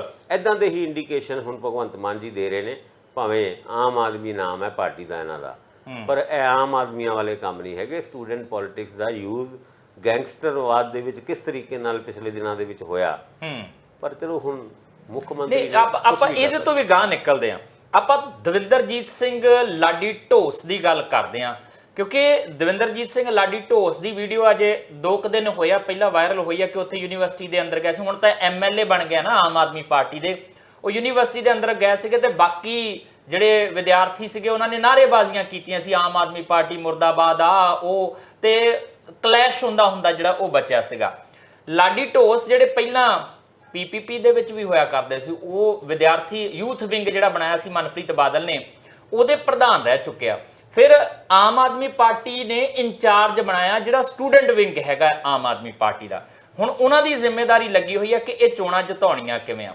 ਇਹ MLA ਨੂੰ ਇਸ ਤਰੀਕੇ ਨਾਲ ਸਿੱਧੇ ਇਨਵੋਲਵ ਕਰ ਦੇਣਾ ਕਿਸੇ ਪੋਲਿਟਿਕਸ ਦੇ ਵਿੱਚ, ਸਟੂਡੈਂਟਸ ਦੀ ਜਿਹੜੀ ਪੋਲਿਟਿਕਸ ਹੈਗੀ ਆ ਉਹ ਵੀ ਤਾਂ ਸਵਾਲ ਖੜੇ ਕਰੇਗੀ। ਔਰ ਕੱਲਾ ਭਗਵੰਤ ਮਾਨ ਹੋਰਾਂ ਦੀ ਨਾਅਰੇਬਾਜ਼ੀ ਨਹੀਂ ਹੋ ਰਹੀ, ਉੱਥੇ ਯੂਨੀਵਰਸਿਟੀ 'ਚ ਨਾਅਰੇਬਾਜ਼ੀ ਤਾਂ ਮਨੋਹਰ ਲਾਲ ਖੱਟਰ ਦੇ ਖਿਲਾਫ ਵੀ ਹੋ ਰਹੀ ਹੈ ਕਿ ਉਧਰਲੇ ਪਾਸੇ ਉਹ ਵੀ ਪ੍ਰਭਾਵ ਪਾਉਣ ਦੀ ਕੋਸ਼ਿਸ਼ ਕਰ ਰਿਹਾ, ਕਿਉਂਕਿ ਚੰਡੀਗੜ੍ਹ ਦੇ ਵਿੱਚ ਹਰਿਆਣਾ ਵੀ ਜਿਹੜਾ ਉਹ ਆਪਣੀਆਂ ਦਾਅਵੇਦਾਰੀਆਂ ਕਰਦਾ ਤੇ ਇਸ ਚੋਣ ਦੇ ਵਿੱਚ ਉਹਨਾਂ ਦੀਆਂ ਜਥੇਬੰਦੀਆਂ ਵੀ ਹੈਗੀਆਂ।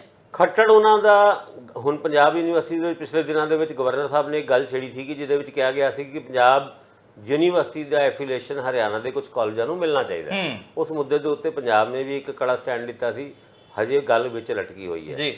ਹੁਣ तमाम ਉਹ ਮਾਮਲੇ ਜਿਹਦੇ ਵਿੱਚ ਪੰਜਾਬ ਤੇ ਹਰਿਆਣਾ ਸਰਕਾਰ ਦੇ ਵਿੱਚ ਕੋਈ ਰਫੜ ਪਿਆ ਹੈ, ਔਰ ਖਾਸ ਕਰਕੇ ਪੰਜਾਬ ਯੂਨੀਵਰਸਿਟੀ ਦੇ ਸਟੂਡੈਂਟਸ ਯੂਨੀਅਨ ਦੇ ਇਲੈਕਸ਼ਨ, ਉਹਦੇ ਵਿੱਚ ਜ਼ਿਆਦਾ ਹਸਤक्षेप ਕਹਿ ਲਓ, ਇੰਟਰਵੈਂਸ਼ਨ ਕਰ ਲਓ, ਪੰਜਾਬ ਪੋਲਿਟਿਕਸ ਦਾ ਜ਼ਿਆਦਾ ਰਹਿੰਦਾ ਹੈ। ਪਰ ਸਾਰੀ ਗੱਲਾਂ ਦੇ ਵਿੱਚ ਮੈਨੂੰ ਇਹ ਲੱਗਦਾ ਹੈ ਕਿ ਆਹ ਜਿਹੜੀ ਚੀਜ਼ਾਂ ਚੱਲ ਰਹੀ ਹੈ ਨਾ, ਉਹ ਚੀਜ਼ਾਂ ਕਈ ਵਾਰ ਸਾਡੇ ਯੂਥ ਨੂੰ ਖਰਾਬ ਜ਼ਿਆਦਾ ਕਰਦੀਆਂ। ਤੁਸੀਂ ਪੋਲੀਟੀਕਲੀ ਐਫੀਲੀਏਟ ਕਰਦੇ ਹੋ ਔਰ ਬਾਅਦ ਚੋਂ ਹਰ ਵਿਅਕਤੀ ਦੇ ਅੰਦਰ, ਹੁਣ ਜਿਸ ਤਰ੍ਹਾਂ ਆਮ ਆਦਮੀ ਪਾਰਟੀ ਦੇ MLA ਬਣ ਚੁੱਕੇ ਜਿਹੜੇ ਕਦੀ ਸਟੂਡੈਂਟ ਲੀਡਰ ਹੁੰਦੇ ਸੀਗੇ, ਉਹਨਾਂ ਦਾ ਵਿਰੋਧ ਉਸੇ ਯੂਨੀਵਰਸਿਟੀ ਦੇ ਵਿੱਚ ਹੋ ਰਿਹਾ ਜਿਸ ਯੂਨੀਵਰਸਿਟੀ ਦੇ ਵਿੱਚ ਉਹ ਪੜ੍ਹੇ ਵੀ ਹੋਏ ਨੇ। ਬਿਲਕੁਲ, ਵਿਦਿਆਰਥੀ ਪੋਲਿਟਿਕਸ ਕਰਦੇ ਰਹੇ ਔਰ ਹੋ ਸਕਦਾ ਕਿਸੇ ਸਮੇਂ ਆਪ ਇਸ ਗੱਲ ਦਾ ਵਿਰੋਧ ਕਰਦੇ ਹੋਣ ਕਿ ਲੀਡਰਾਂ ਨੂੰ ਨਹੀਂ ਆਉਣਾ ਚਾਹੀਦਾ ਇਸ ਪੋਲਿਟਿਕਸ। ਤੁਸੀਂ ਇਹ ਦੇਖੋ, ਲਾਰੈਂਸ ਬਿਸ਼ਨੋਈ ਦੀ ਸਪੋਰਟ ਤੇ ਜੇ ਪੰਜਾਬ ਯੂਨੀਵਰਸਿਟੀ ਦੇ ਸਟੂਡੈਂਟਸ ਖੜੇ ਹੋ ਕੇ ਉਹਨੂੰ ਸਪੋਰਟ ਕਰਨਾ ਸ਼ੁਰੂ ਕਰ ਦੇਣ ਤੇ ਮਾਹੌਲ ਕਿਦਾਂ ਦਾ ਬਣੇਗਾ। ਮੈਨੂੰ ਇਹ ਲੱਗਦਾ ਹੈ ਕਿ ਇਸ ਤਰੀਕੇ ਦੇ ਮਾਹੌਲ ਬਣਾਉਣ ਤੋਂ ਪੋਲੀਟੀਕਲ ਪਾਰਟੀਜ਼ ਨੂੰ ਗੁਰੇਜ਼ ਕਰਨਾ ਚਾਹੀਦਾ। ਠੀਕ ਹੈ, ਚਾਹੀਦੀ ਹੁੰਦੀ ਹੈ ਤੁਹਾਨੂੰ ਯੂਥ ਪਾਵਰ, ਪਰ ਯੂਥ ਪਾਵਰ ਨੂੰ ਅਟਰੈਕਟ ਕਰਨ ਦੇ ਹੋਰ ਵੀ ਕਈ ਤਰੀਕੇ ਹੈਗੇ ਨੇ। ਜਿਹੜਾ ਮਰਜ਼ੀ ਪ੍ਰਧਾਨ ਬਣੇ, ਤੁਸੀਂ ਉਹਨੂੰ ਇਨਫਲੂਐਂਸ ਉਹਦੀ ਪਾਰਟੀ ਜਾਂ ਆਪਣੀ ਪਾਰਟੀ ਦੇ ਹਿਸਾਬ ਨਾਲ ਕੁਝ ਸਟੂਡੈਂਟਸ ਓਰੀਐਂਟਡ ਇੱਦਾਂ ਦੀ ਪਾਲਿਸੀ ਬਣਾਓ ਕਿ ਸਟੂਡੈਂਟਸ ਤੁਹਾਡੇ ਨਾਲ ਆਟੋਮੈਟਿਕਲੀ ਅਟੈਚ ਹੋ ਜਾਣ। ਪੋਲਿਟਿਕਸ ਦੇ ਵਿੱਚ ਇਨਵੋਲਵ ਹੋ ਕੇ ਆਪਣਾ ਬੰਦੇ ਨੂੰ ਪ੍ਰਧਾਨ ਬਣਾ ਕੇ ਜਾਂ ਆਪਣੇ ਬੰਦੇ ਨੂੰ ਕਿਸੇ ਆਫਿਸ ਦੀ ਪੋਸਟ ਤੇ ਦੇਖ ਕੇ, ਜੇ ਤੁਹਾਨੂੰ ਲੱਗਦਾ ਹੈ ਕਿ ਵੀ ਸਾਰਾ ਯੂਥ ਹੁਣ ਤੁਹਾਡੇ ਨਾਲ ਹੀ ਜੁੜੂਗਾ। ਚਰਚਾ ਜਾਰੀ ਰੱਖਾਂਗੇ, ਮਿਲਦੇ ਹਾਂ ਨਿੱਕੇ ਜਿੰਨੇ ਵਿਰਾਮ ਤੋਂ ਬਾਅਦ।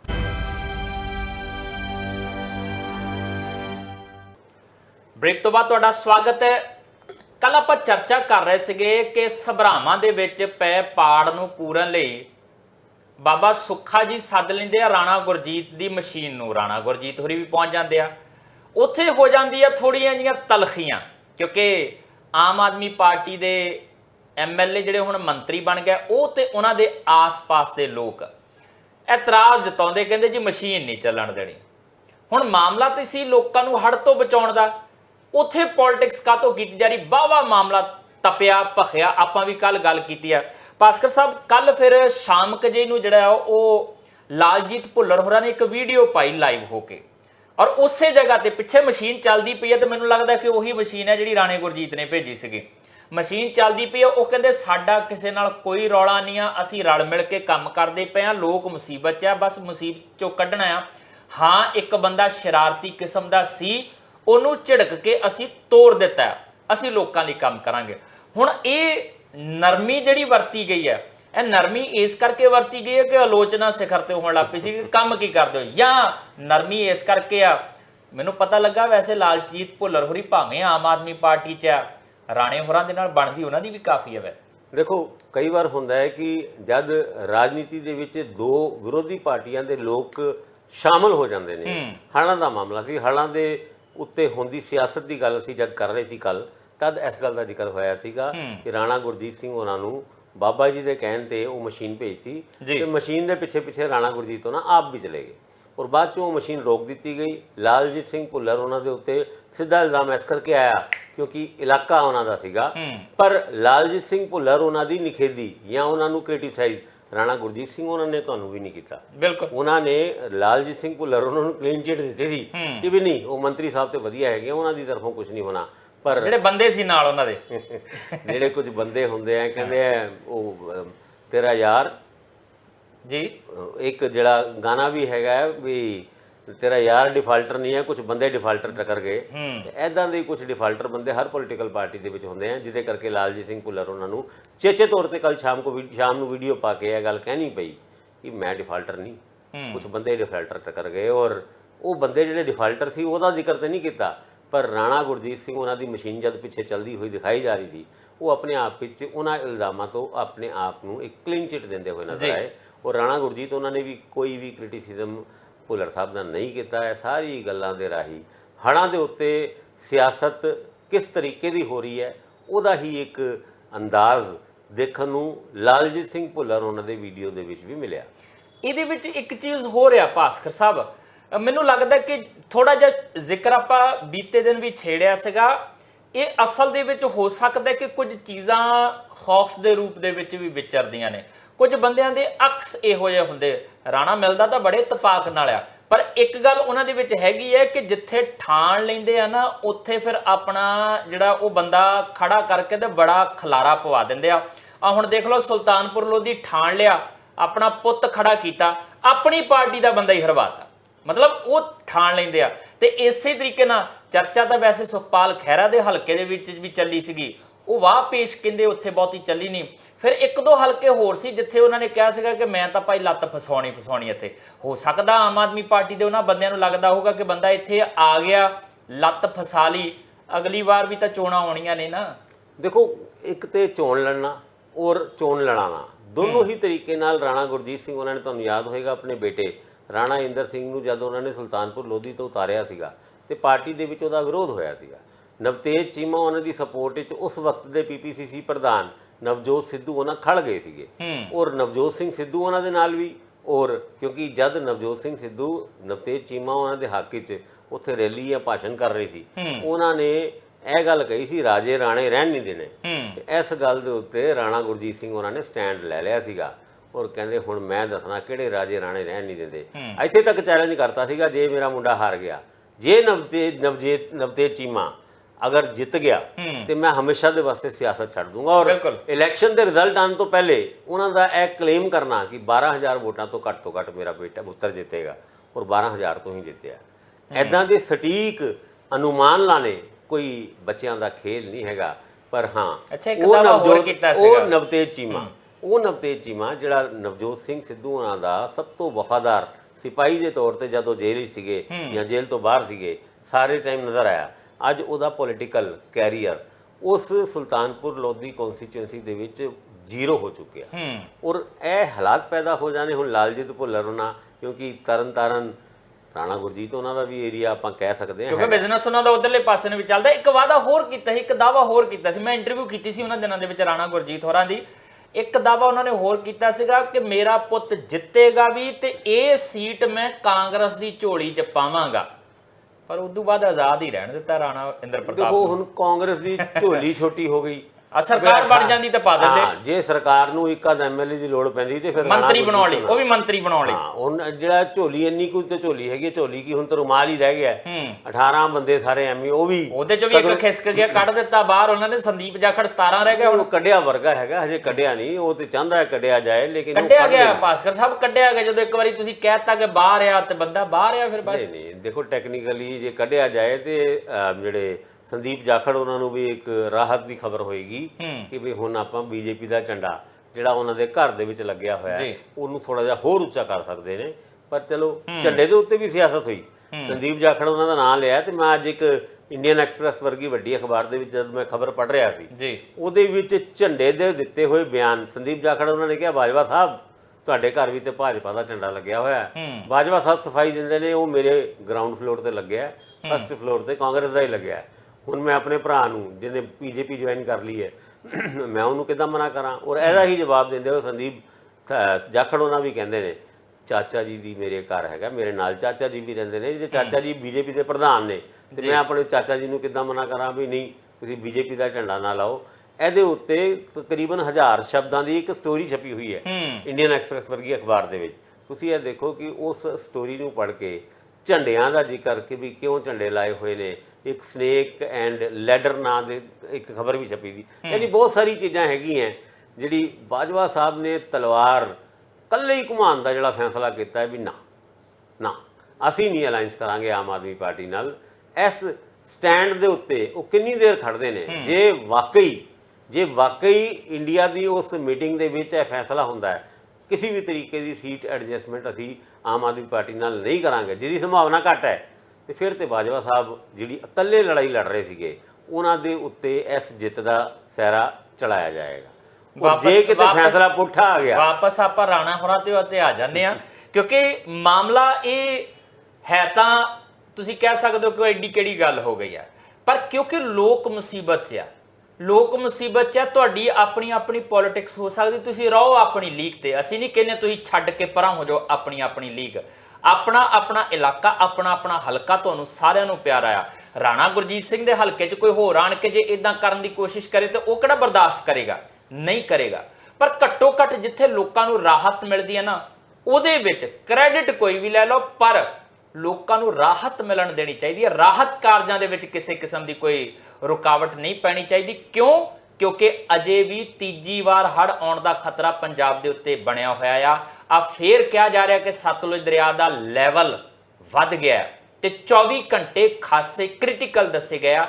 ਕਈਆਂ ਥਾਵਾਂ ਤੇ ਬਾਰਿਸ਼ ਹੋ ਰਹੀ ਹੈ, ਕਈਆਂ ਥਾਵਾਂ ਤੇ ਬੱਦਲਵਾਈ ਬਣੀ ਹੋਈ ਹੈ, ਕਿਤੇ ਮੌਸਮ ਸਾਫ਼ ਹੈ। ਤੇ ਹਿਮਾਚਲ ਦੇ ਵਿੱਚ ਬੱਦਲ ਫਟ ਰਹੇ ਆ। ਉਹ ਪਾਣੀ ਕਿੱਧਰਲੇ ਪਾਸੇ ਹੈਗਾ? ਤਾਸ਼ ਦੇ ਪੱਤਿਆਂ ਵਾਂਗ ਬਿਲਡਿੰਗਾਂ ਜਿਹੜੀਆਂ ਢਹਿ ਢੇਰੀ ਹੋ ਰਹੀਆਂ ਨੇ, ਉਹ ਪਾਣੀ ਡੈਮਾਂ ਦੇ ਵਿੱਚ ਆਏਗਾ, ਡੈਮਾਂ 'ਚੋਂ ਛੱਡਿਆ ਪਾਣੀ ਪੰਜਾਬ 'ਚ ਆਏਗਾ। ਪੰਜਾਬ ਜਦੋਂ ਨਹੀਂ ਹੁੰਦਾ ਪਾਣੀ ਉਦੋਂ ਮਾਰ ਖਾਂਦਾ ਆ, ਜਦੋਂ ਹੁੰਦਾ ਆ ਉਦੋਂ ਮਾਰ ਖਾਂਦਾ, ਤੇ ਜਦੋਂ ਠੀਕ ਠਾਕ ਹੁੰਦਾ ਉਦੋਂ ਗਵਾਂਢੀ ਸੂਬੇ ਕਹਿੰਦੇ ਲੈ ਸਾਨੂੰ ਵੀ ਤਾਂ ਪਾਣੀ ਚਾਹੀਦਾ, ਤੁਸੀਂ ਕਿੱਥੋਂ ਲੈ ਕੇ ਆਓ, ਸਾਨੂੰ ਵੀ ਦਿਓ ਪਾਣੀ। ਤੇ ਇਹ ਲੜਾਈਆਂ ਲੜਨ ਦੀ ਲੋੜ ਤਾਂ ਹੈਗੀ ਆ। ਸਿਆਸੀ ਲੜਾਈਆਂ ਤੁਹਾਡੀਆਂ ਨਿੱਜੀ ਤੌਰ ਤੇ ਚੱਲਦੀਆਂ ਰਹਿਣਗੀਆਂ। ਫਿਲਹਾਲ ਇਸੇ ਦੇ ਨਾਲ ਦਿਓ ਜਸਵੀਰ ਨੂੰ ਇਜਾਜ਼ਤ, ਫਿਰ ਮੁਲਾਕਾਤ ਹੋਏਗੀ। ਤਦ ਤੱਕ ਲਈ ਦੇਖਦੇ ਰਹੋ ਟੀਵੀ ਪੰਜਾਬ।